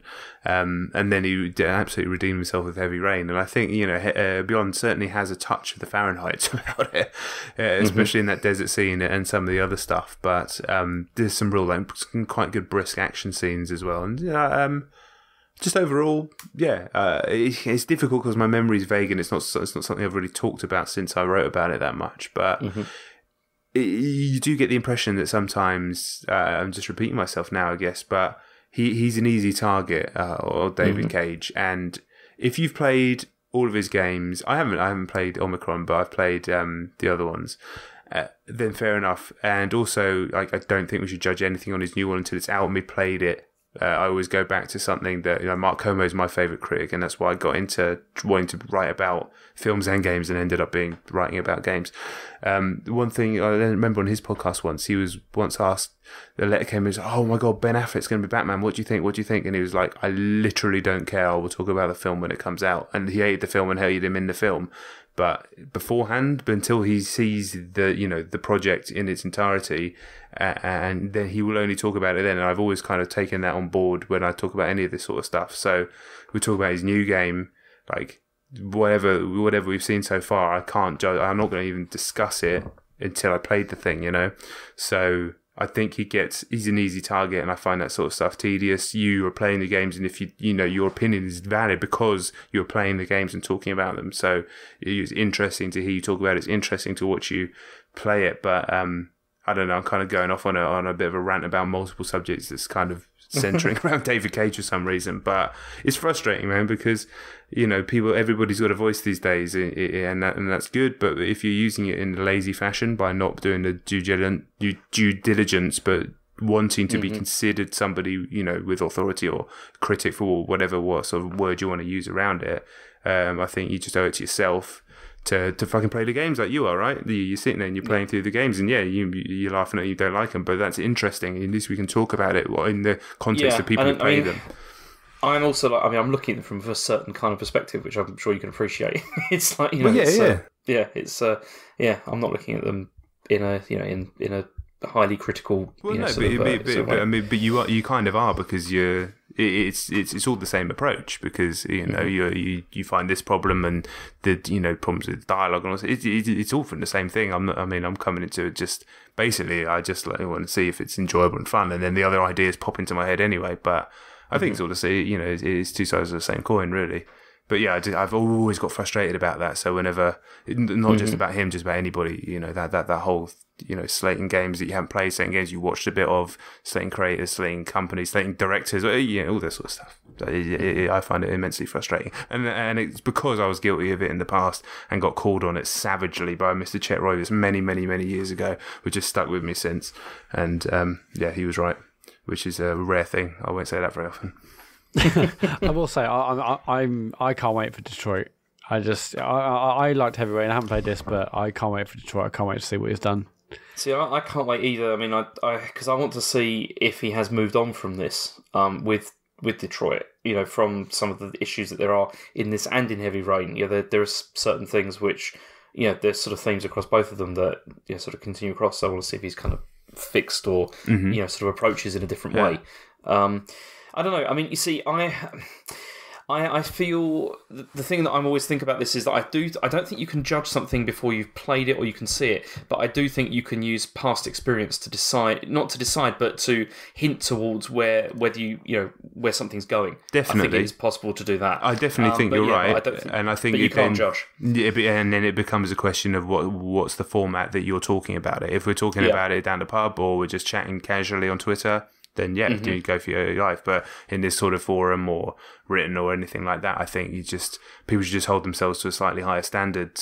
Like that scene that we've all seen now in Detroit might end up being the most ill-judged, disastrous scene in the history of video games. It might be the most offensive thing of all time. But I'm not going to even get to that point. It might be brilliant until I've seen it and experienced it within the full game, and that's how I think it is. It's always how not always, but since very, very early on doing this job, 12, 13 years ago, whenever I got called on doing that about a game called Geist on the GameCube, where I was sat and watched people playing it next to me at my desk, and we were all laughing at this game shit, and I remember texting MSN messaging Chet Roivas about it. And he was like, but you haven't played it. He was like, you can't say that because you haven't played it. And I was like, fuck off, it's shit. And you know what? The game probably is shit, but I still haven't played it. So I don't have the right to actually put that statement out there in a forum where people, are properly listening and expecting a standard.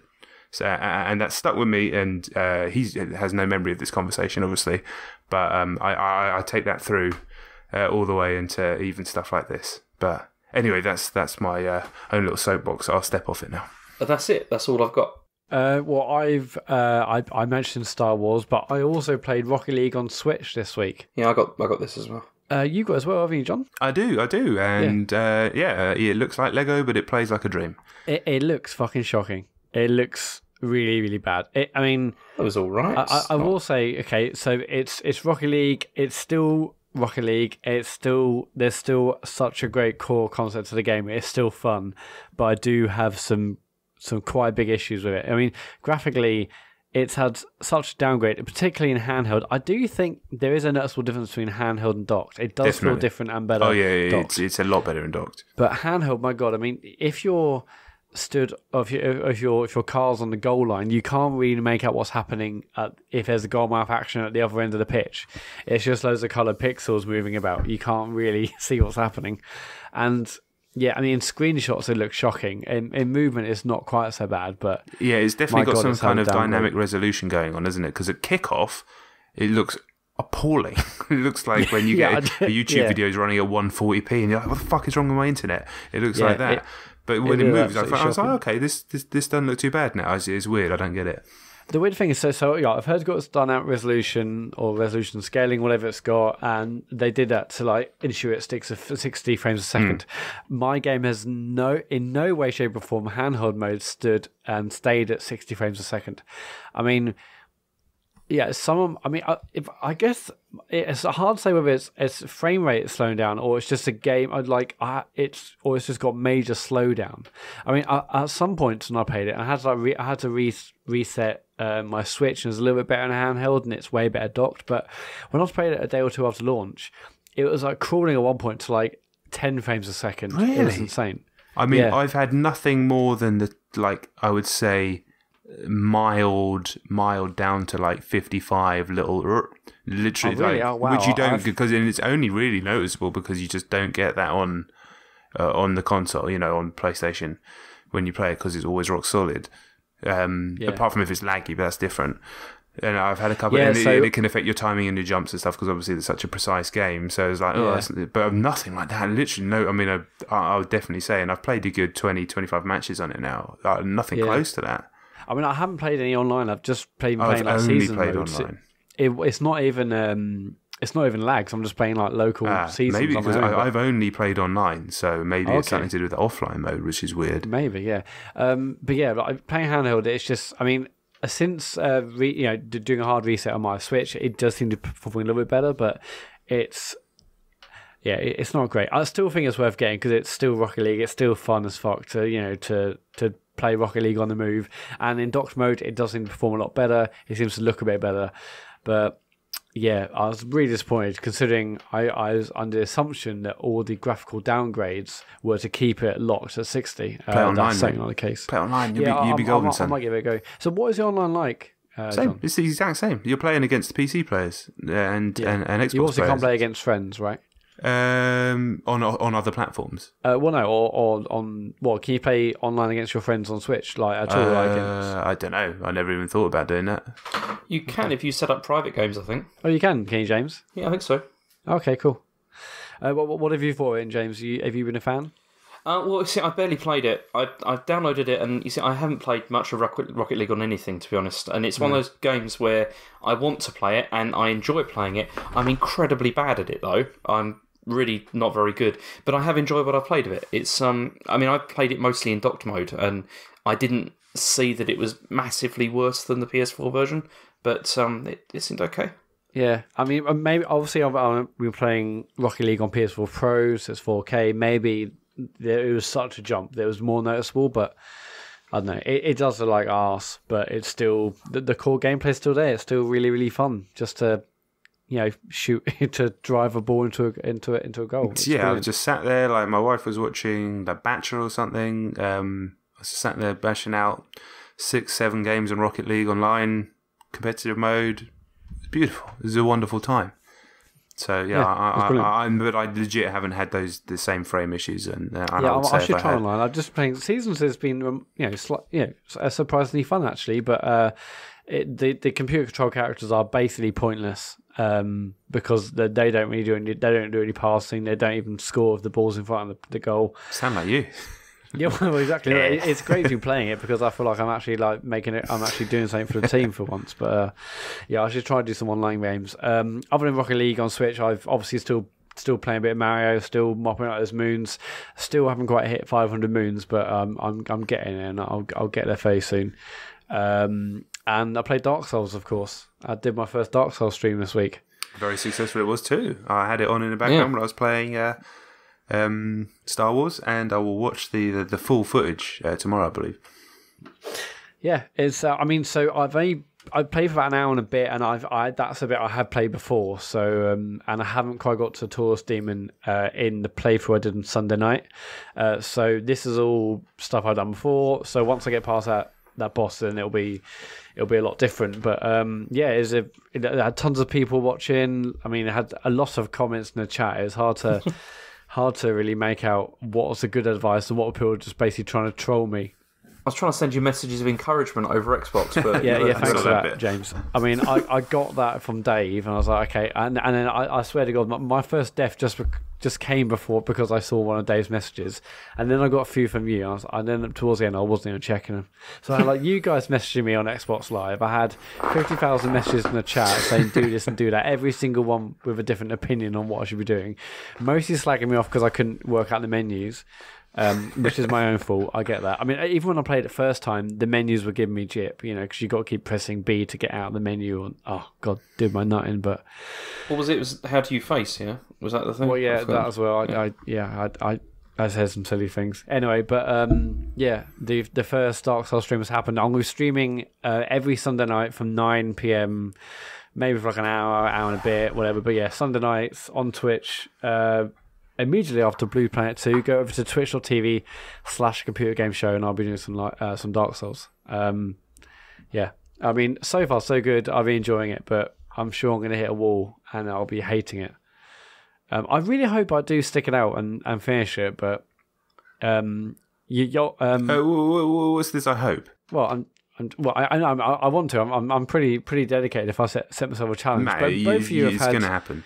Yeah, but both of you who played Dark Souls and finished Dark Souls, you both had moments where you've thought, okay, fuck this, I'm going to stop playing. Right, you had that, didn't you, James? No, I didn't. Okay, John? Because if I did, David would have gone nuts. Oh, yeah, I different for you. Yeah. I bounced off it a few times over the years, but once I put my mind to it, I wanted to finish it and get through it. It's the cliche thing, but it wasn't that hard, even though it has its moments of being brutally hard, and there's one bit which I fucking hate. But once you get, I mean, I'm talking like every fucking Dark Souls fan of all time here, but like, it's one of the, like, once you get into the rhythm of it and you stop, the menu stops being confusing, the equipment stops being confusing, it stops being so, baffling and esoteric, and you just kind of understand what you're doing, which takes fucking forever. It's way, way, way easier. And it does still jump and kick your fucking ass, absolutely, but it just becomes like, you've played harder games, trust me, and that's such an annoying thing to say, but it's just a learning curve thing. Like, it's just there for 20 odd hours of kicking your ass, and then it smooths. It's still hard, but it does smooth. You'll get, like, I have 100% confidence that if you are, as long as you set the time out and you plan to do it, it'll happen. It'll definitely happen. Just think, Matt, how you did that opening section probably a lot quicker than you did like when you originally played it. Oh yeah, massively quickly, yeah. And that's because you knew what you were doing and you kind of were already kind of in the rhythm of it, and you'll get that even more as the game goes on, because the logic starts to click and it all makes sense, and it becomes significantly easier. Because the bit I've got to now, I know it's just before the Taurus Demon, and I famously stopped after it took me hours and hours to get Taurus Demon done. I quit loads of times. I eventually tried again. I think Dark Souls Series 1 sort of inspired me to play again.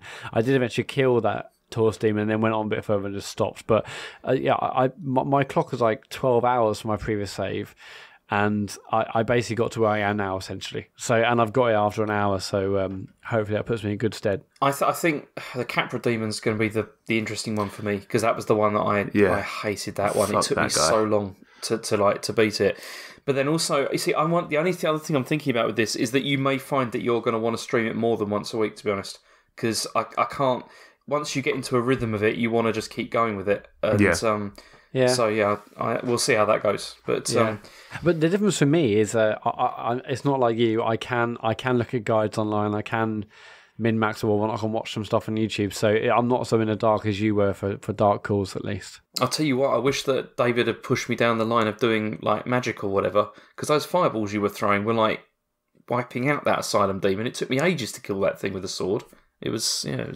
It's good having fireballs, but once I learned how to equip them and then fire them, which took me surprisingly long. The trouble is, if I only do one a week, by the time Sunday rolls around, I would have forgotten how the menus work again. So that's exactly the problem I have with Beyond Two Souls. Every time I play it, I forget. Every one of your streams starts with, I don't remember where I was last time, but let's start anyway. Yeah, so Dark Souls, so far I'm enjoying it, although it was massively stressful. I was like, all weekend I was worried about it. And then the stream was really successful, and then I couldn't sleep about 2 hours afterwards because I was so pumped. But yeah, this coming Sunday, 9:00, get on Twitch and watch me fail at Dark Souls, and that's pretty much all I've been playing this week. Obviously, apart from Fire Emblem Heroes, of course. So emails, James. Okay, if you want to email us, it's thecomputergameshow@gmail.com. And the first one we got is an interesting email, and I'll read through. It says, we have here, "Hi lads, this email is going to make me sound like a massive taking a personal pop at James Farley, but it is not the case. It's a genuine request for information. I'm currently thinking about returning to education to do a master's with the possibility of going into a PhD. I've been shelving the idea for a couple of years. I'm 10 years out of college. My student self feels like a past life, and I don't know if I could reacclimatise to it. Add to that, I have doubts about whether I have the drive and chops for it, especially a doctorate. Anyway, I've met anyone I've met who holds a PhD is usually a pretty formidable person, driven, inquisitive, coherent, and in some cases mildly intimidating. They seem to be the ones who are sort of destined for it all their lives. They were near top of the class in school, always academically minded, and very few of them spent much of their precious time messing around with frivolous things like those which are dear to my own heart, such as computer games. Which brings me neatly on to James Farley. I listen to TCGS every week, and I'm routinely baffled. James, I'm sorry, but I just don't get it. As far as I can see, there are two possibilities here. You either got a counterfeit qualification from China, and your whole life is a lie, or you have some kind of dual personality, alter ego situation going on. You can't be bothered with the huge workload of reading a few tweets every week. You sigh and moan about how inconvenient it is to collate a couple of news articles. You complain about the word count of an email from the esteemed Joshua Garrity of Cane and Rinse, as if reading its words is akin to running uphill. The shambolic figure who can't seem to construct a well-reasoned argument to save his life can't seriously be the same person who successfully defended a doctoral thesis, who writes up peer-reviewed research article and corrects mountains of student assignments. It doesn't add up. Is there another rigorous, vigorous and hugely professional James Farley that we the listeners and your fellow podcasters don't see? I hope the answer to that question is no, because if so, it gives me hope that I myself could actually have a real go at going back and making a success of something which I always thought was beyond me. Your loyal listener and big fan, James, although it won't seem it. Tony Fentoni. Okay, this is an interesting email because the reason it's interesting is because the answer is obviously yes, because of course my professional life is nothing like this nonsense.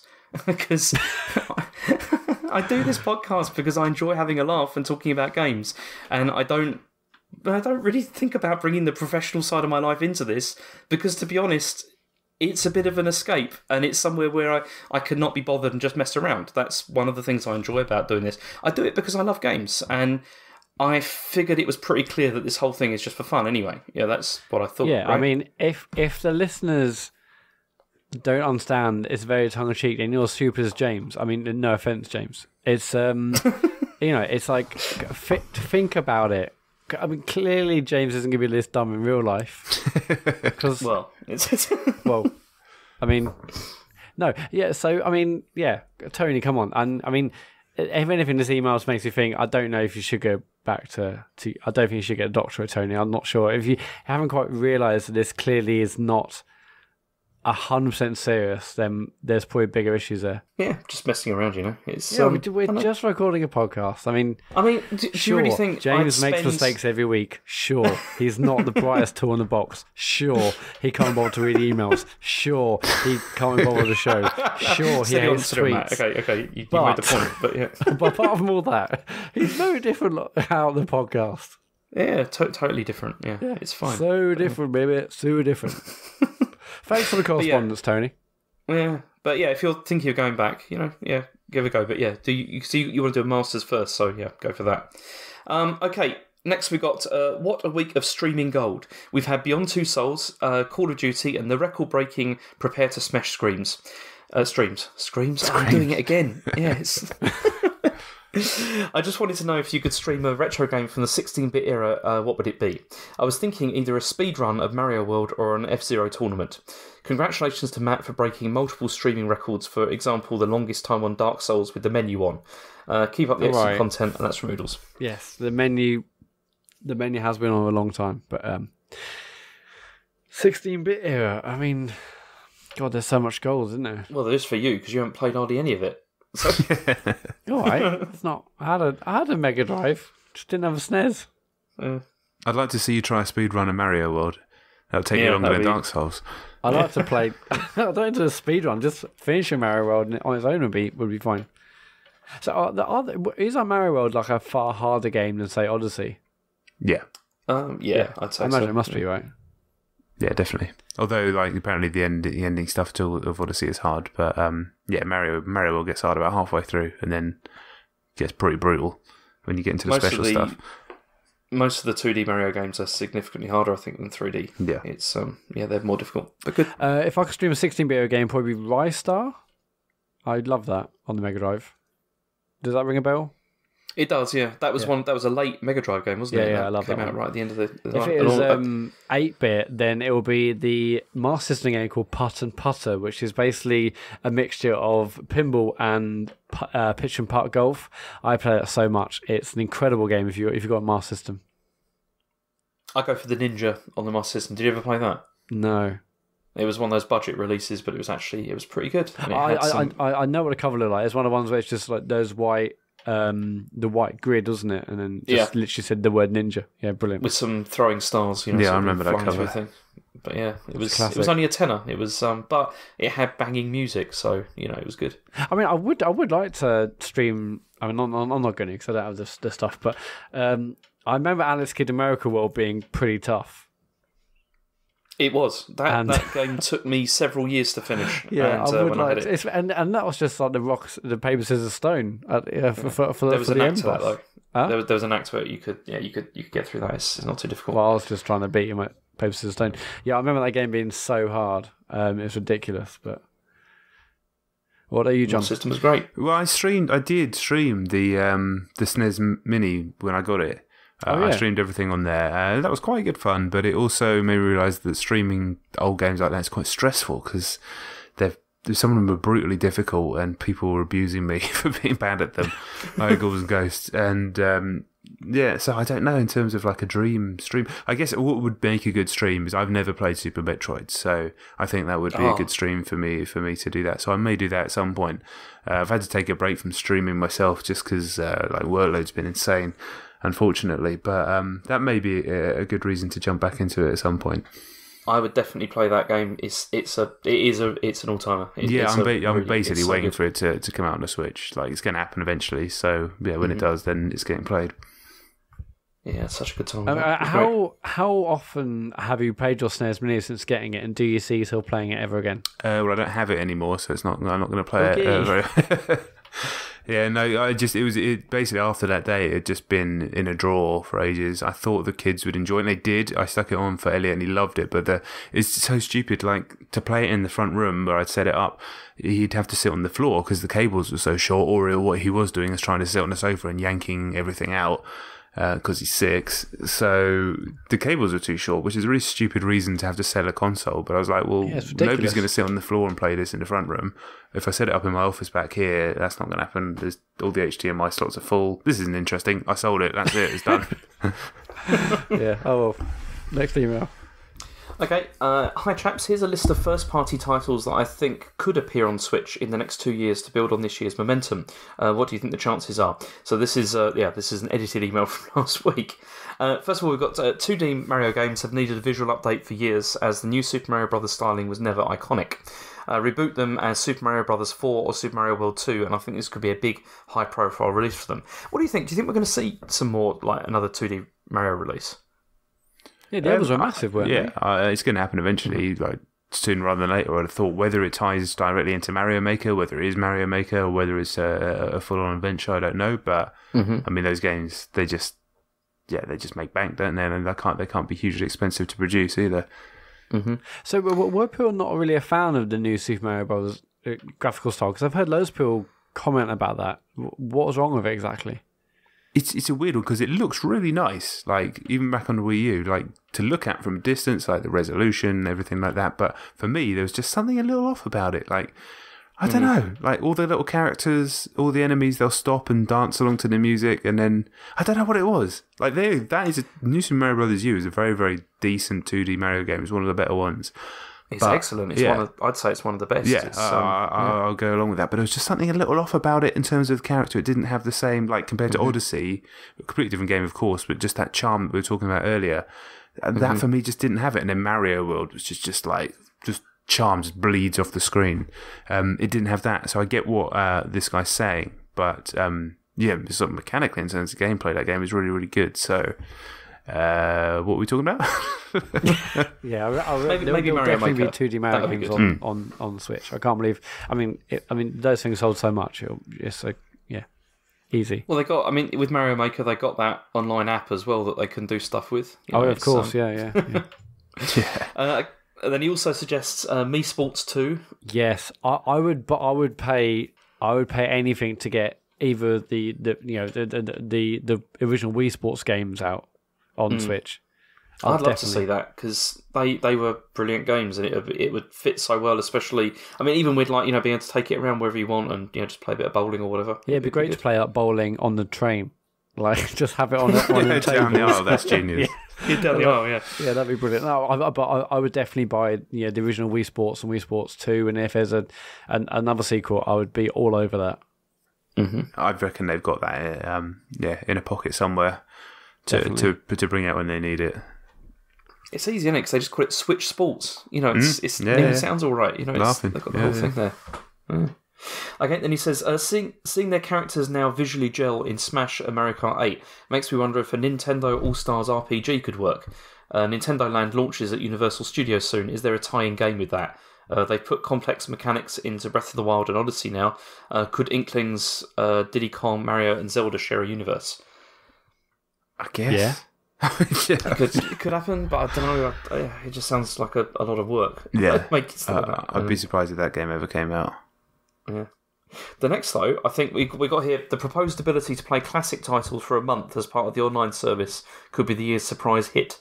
Original Mario Kart races against your friends, F-Zero GX Online. Can see that being a big event for our nostalgic generation and tied in with the Virtual Console cleverly. But they've changed it now. Haven't they? So you don't just get it for a month. Well, no, we don't really. Yeah, they've said that, but we still don't really know what they're doing. Like with this, I personally think that Virtual Console's gone. I think that they're probably going to. It is weird that they wouldn't have already said something about it.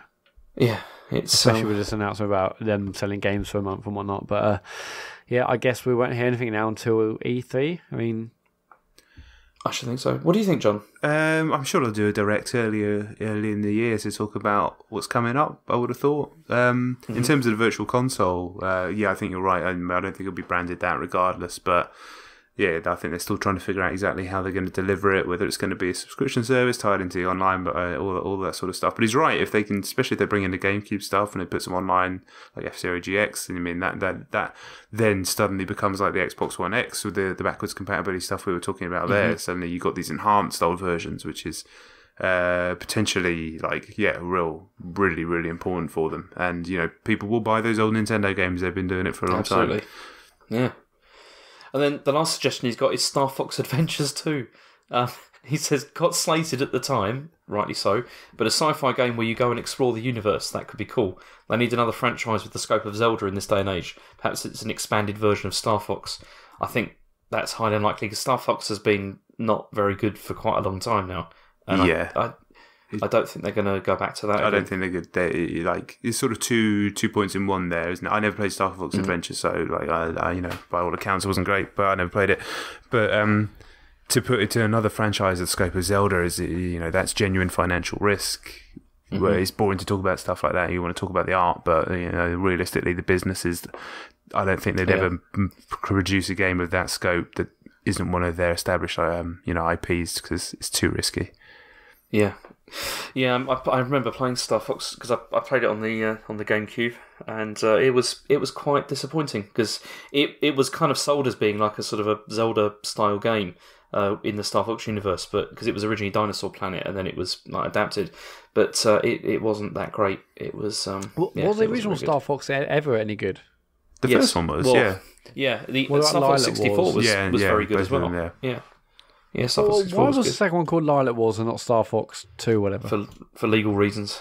It was because they couldn't call it Star Fox in the UK or in Europe, I think, because something else had the name. So it was Star Wing, wasn't it? The first one. It became Star Wing, and then the second one was Lilac Wars, and they did that. It was a bit odd, but they were quite good games, though. I mean, they were good, on-rail shooters. Did you play the Wii U one, John? That was a fucking difficult game to play. Yeah, I wanted to like it, but then I realised that it was a crock of shit. With the most bizarre control system. Didn't they do a very relatively recent version of Pilot Wings? Was that on the 3DS? 3DS one, I liked it. Yeah. That was the first game I played with that No Glasses 3D as well, which was at the time kind of mind blowing. I can see him doing another version. That's another series I'd like to see. Yeah, come back, I do like Pilot Wings a lot. Okay, we got some tweets. If you want to tweet us, it's at ComputerGamePod on Twitter. Athena Allen says, with Matt now fully on board the Dark Souls train, how long until his first major roadblock? I'm thinking Capra. I agree with that. So how far into the game is Capra Demon? Not that far. After the Taurus Demon, wasn't it? You got Taurus, then you got guys on the roof, and then you got Capra in terms of the boss, and then potentially Butterfly as well before that. So is Capra widely regarded as... Is it one of the hardest or one of the most frustrating? It's a load of fucking shit is what it is, Matt. It's a load of fucking shit, and you'll find out very soon. It's insane. And it's one of those ones that when I did it, I still felt like I'd done it kind of by luck. when I got it. It's one of those things that when people try and justify it or apologise for it, I just know that that's not a person I ever need to spend time thinking about or talking to, because they're just flagrantly wrong. It's not just that. It's not just fighting the Capra Demon. It's also the run up to it as well, which is ridiculous. It's that's the only point in the game where I felt like it was pretty unfair. To be honest, it was not so good. Did you do the run up from the top or from the bottom? From the bottom. Okay, not too bad. Yeah, it was the dogs though, wasn't it? The dogs. Oh yeah. I mean, I don't even a whole day of my life wasted. Yeah, more than once. The thing is, it's more stressful for me because I'll be streaming it as well. If I was maybe at home, I could. I will be at home. I'll definitely be at home. But if I was just playing it on my own, it would be a little bit different. But with 100 people plus watching me do it, it's going to be brutal. But there is a way, if you choose that path, that will make it a lot easier for you. But a million people will tell you what that path is in the comments while you play. So I don't need to tell you what it is now. I look forward to that. I'll send you some messages over Xbox Live. Please don't do it. Yeah, immediately as he's fighting the Capra Demon. Please don't do it. Okay, Rikaku Police says, what's your perfect Christmas day? Oh, blimey. Just I don't know, just like playing some games. Yeah, I mean, I've got kids now, so it's all about them. You make sure the kids have a good time, eat some grub. Maybe I haven't played video games on Christmas Day for a long time, apart from with them. So I know. I guess the question's like, back in the day, I got like Tomb Raider and FIFA 97 on the same day. Oh, Street Fighter 2 on my SNES and just played it all day. Tomb Raider on Saturn, so good. Yeah. I remember getting Resident Evil 1 for the Saturn and just went upstairs and played that all day. Those were amazing Christmas. That's what it's all about, yeah. For us as a breed, that's what it's all about. Yeah, it's not even in a nasty way. You just got stuff to do. Yeah. You got work to put in. Yeah. It's true. Yeah. Now it's like cooking, sorting out the kids and cooking, and then could you imagine how bad? Sorry to talk over that was awful movie, but could you imagine how bad your Christmas Day would be if you got a game and sat and played it all day? Now the actual reality of the other people around you with your family and kids there, but you just ignored them all and sat and played the game all day. Can you imagine how awful that day would be? Oh my god! I'm playing Switch. So I'm streaming Dark Souls. I can't. Yeah. Horrendous. I haven't played this before. You don't understand it. Yeah. Make sure the kids are happy, eating, drinking. That's it, really. No in-laws. Get the kids drinking. Yeah. Kids drinking. They'll be in the corner. Are we playing Resident Evil 1 upstairs on the Saturn? So my son has started asking every day at the moment if it's Christmas, and to keep saying no, it's not. It's not for several months yet. Several months. Yeah. It's only May. Yeah. When do you have Christmas in your house anyway? Because I'm assuming the date changes every year. Yeah. Do you have to create custom calendars? It was my dad. Seriously, it was my dad that started that. It's his family tradition. No, because he did that to me. Like when I was a kid, when I was like really young, I asked him like all the time, like when it was Christmas, and he just said it's not. And then he just didn't tell me until it was Christmas Day. And then I said, "Is it Christmas?" And he went, "Yeah." And that was it. Great story. There was no build up, Hang on, surely you saw like decorations and you had advent calendars and stuff. There wasn't. No, they put them up on the day. It was. What? No, you're talking bullshit. It's not. Honestly, you can ask him. It was. We'll get him on the phone. What? Nothing until Christmas Day, and then they put the decorations up. See, I don't remember the details of that, but I do remember it just being because I was talking to him about it the other day actually because I asked him why did you do that, and he just said. He said it was annoying when I was so excited, so he just wanted to sounds like your dad. Dampen it down a bit, It was. That's shot. Are you going to do it to your kids this year? No, I'm not. They can't. You can't anyway, can you? Because it's all over school all the time. It's But surely it's all over your school. Anyway, sorry. No, this is before I went to school. It was. Okay. When I was little, but yeah. Anyway, okay, that was an insight. That really was. Yeah, the James Farley origin story is going to be such a good movie. I can't wait. Andrew Gershwin says, "Can you please talk about anything but EA? I just don't listen to any podcast anymore that have that as our main topic." I guess he's not even going to hear this. So we'll have switched off already. So never mind. Sorry. Except we want now, can't we? He's not going to listen up yours. Next question. True. Matt King says, if you're still playing Destiny 2 regularly, how do you feel the endgame holds up? A large section of the community feels it's lacking compared to Destiny 1 due to an absence of meaningful rewards, no quality of life patches, and almost total emphasis on cosmetics. What are your thoughts? Yeah, I mean, case in point, I know there's a lot of problems once you get past raid, there's nothing to do, but, at least stuff's coming in a few weeks, so I understand those complaints. My personal issue is got to raid ready on PlayStation, had no one to play with. I moved to Xbox. I'm trying to get myself raid ready to play with people, and I have to sit there once the reset happens. I clear everything. I get my engrams to be able to up my light, and I've just got to sit there till next Tuesday to be able to do it again. And it's stupid because I want to play the game, but I literally can't. There's no point in playing it because I've done all this content. It's not like I can enjoy the content. I've done it all before, and I'm not going to be able to get to the point where I can do the thing I want to do with my friends who are sort of itching for me to get to that level until the weekly reset. It's a bizarre system. There's a roadblock to get you from the end game, and then once you get to the end game, once you've done the raid, there's seemingly nothing to do. So there's new content coming in a few weeks, but it does seem like they've made some major missteps, and it's interesting because they've delivered more actual physical content to play, but there's people out there who played the same small amount of stuff on Destiny just because they knew they could get some weird little thing, and it's just that base part of the brain that we've talked about plenty of times in this episode already. And Destiny 2, in being less cynical perhaps, in being less insidious almost, even though there's not really that much money involved in terms of microtransactions for this sort of stuff, it's actually missed what people loved about the first game, which is people just want that grind. It feels like they've improved. They've given us all the things we wanted. They've improved it and they refined it to the point where they've refined it and they've removed the mystery. Yeah, I mean, but isn't that's what that's that base thing, that hunt for that mystery, But yeah, sorry.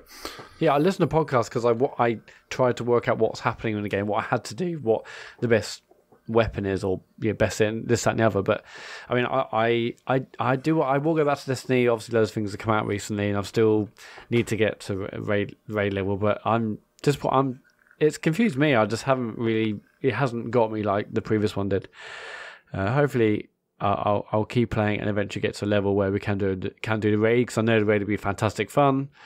But I haven't played Destiny for a long time. I haven't even logged in to see Xur, so there's no point. No, these weapons are shit. I've finished it and keep meaning to go back to it, but I just haven't yet. I will, but it's I can see myself with more time playing it over Christmas. So I've said that about 40 games already. So. Yeah, no, it's So I've got to play Beyond Two Souls. So yeah, well, not playing Destiny. That'll be done in a week, surely. I hope so. Anyway, next we got Progress Lost says, "Are you still playing Fortnite?" I played a bit this week. Yeah, it's still really, really fun. I don't know why I put it on, but I've had a couple of rounds. I can't wait for PUBG. And I thought, okay, well, this is the closest Battlegrounds. This is the closest I'm going to get. So, but yeah, I'm very excited about PUBG. Oh, Battlegrounds. So yeah, but I play it. Fortnite's still fun. Yeah, I haven't played it for a couple of weeks, but I actually went to play yesterday, but one of our crew didn't have it downloaded on his Xbox. But yeah, I'm up for it. It's a fantastic game. And then PUBG is coming, so I'm excited for that too. Although I have a feeling I might end up liking Fortnite more. Whoa! But, well, you can't say that because you haven't played PUBG, so. Well, I have because I've played on PC plenty, but I know what you mean. Good point. Next question. Nintendo. Because it's just that PUBG bollocks again. Anyway. Don't worry about it, and then it won't bother you. Yeah, I know, but it does bother me because it just sounds annoying. Some places are saying it for like 19 quid now. Get on that; it's gonna be amazing. Okay, Tendo Pete says, I've recently just picked up Rocket League on Switch and having so much fun with it. As you lot have played it a lot before, could you possibly give any tips for a novice player like myself? Thanks in advance. I love the podcast. Well, you've come to the right place. Yeah, because I'm the best at this game. My only tips, and something I did when I got the version for Switch, is I changed the field of view so it's massive. Mm-hmm. I put the camera as high back as possible, as high as possible, and as far back as possible. You see much more of the pitch that way, and you can anticipate things a lot easier. That's what I do anyway. That's good tips. I am not good at Rocket League, so to take anything with a pinch of salt. The thing I would say is as early as you can, once you've got the hang of driving about and you can just generally play, is try and learn to fly as quickly as possible. I still haven't really, after however many hours I played Rocket League, I didn't bother trying for ages because you're playing an online game, it's stressful because you're committing yourself to playing awfully for a number of matches in a row.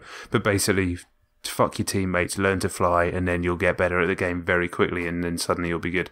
I would highly recommend. I still haven't learned to fly. Yeah, I mean it's that's it. You watch the pros play, and they're basically never on the ground, and obviously I'm never expecting to get anywhere close to that. But at the same time, I think I plateaued in Rocket League for a long time. The only way I'm going to break through is to learn to fly, and that's another thing about the Switch version is that I don't, because I'm basically playing online but on my own. I'm not like letting Dave down or letting you down or whoever I'm playing with down. It's just randos. So I'm like, okay, I'm just going to learn to fly, and if we lose, they can hate me, but like, what are they going to do? Actually. Send me a Mario icon. I don't care.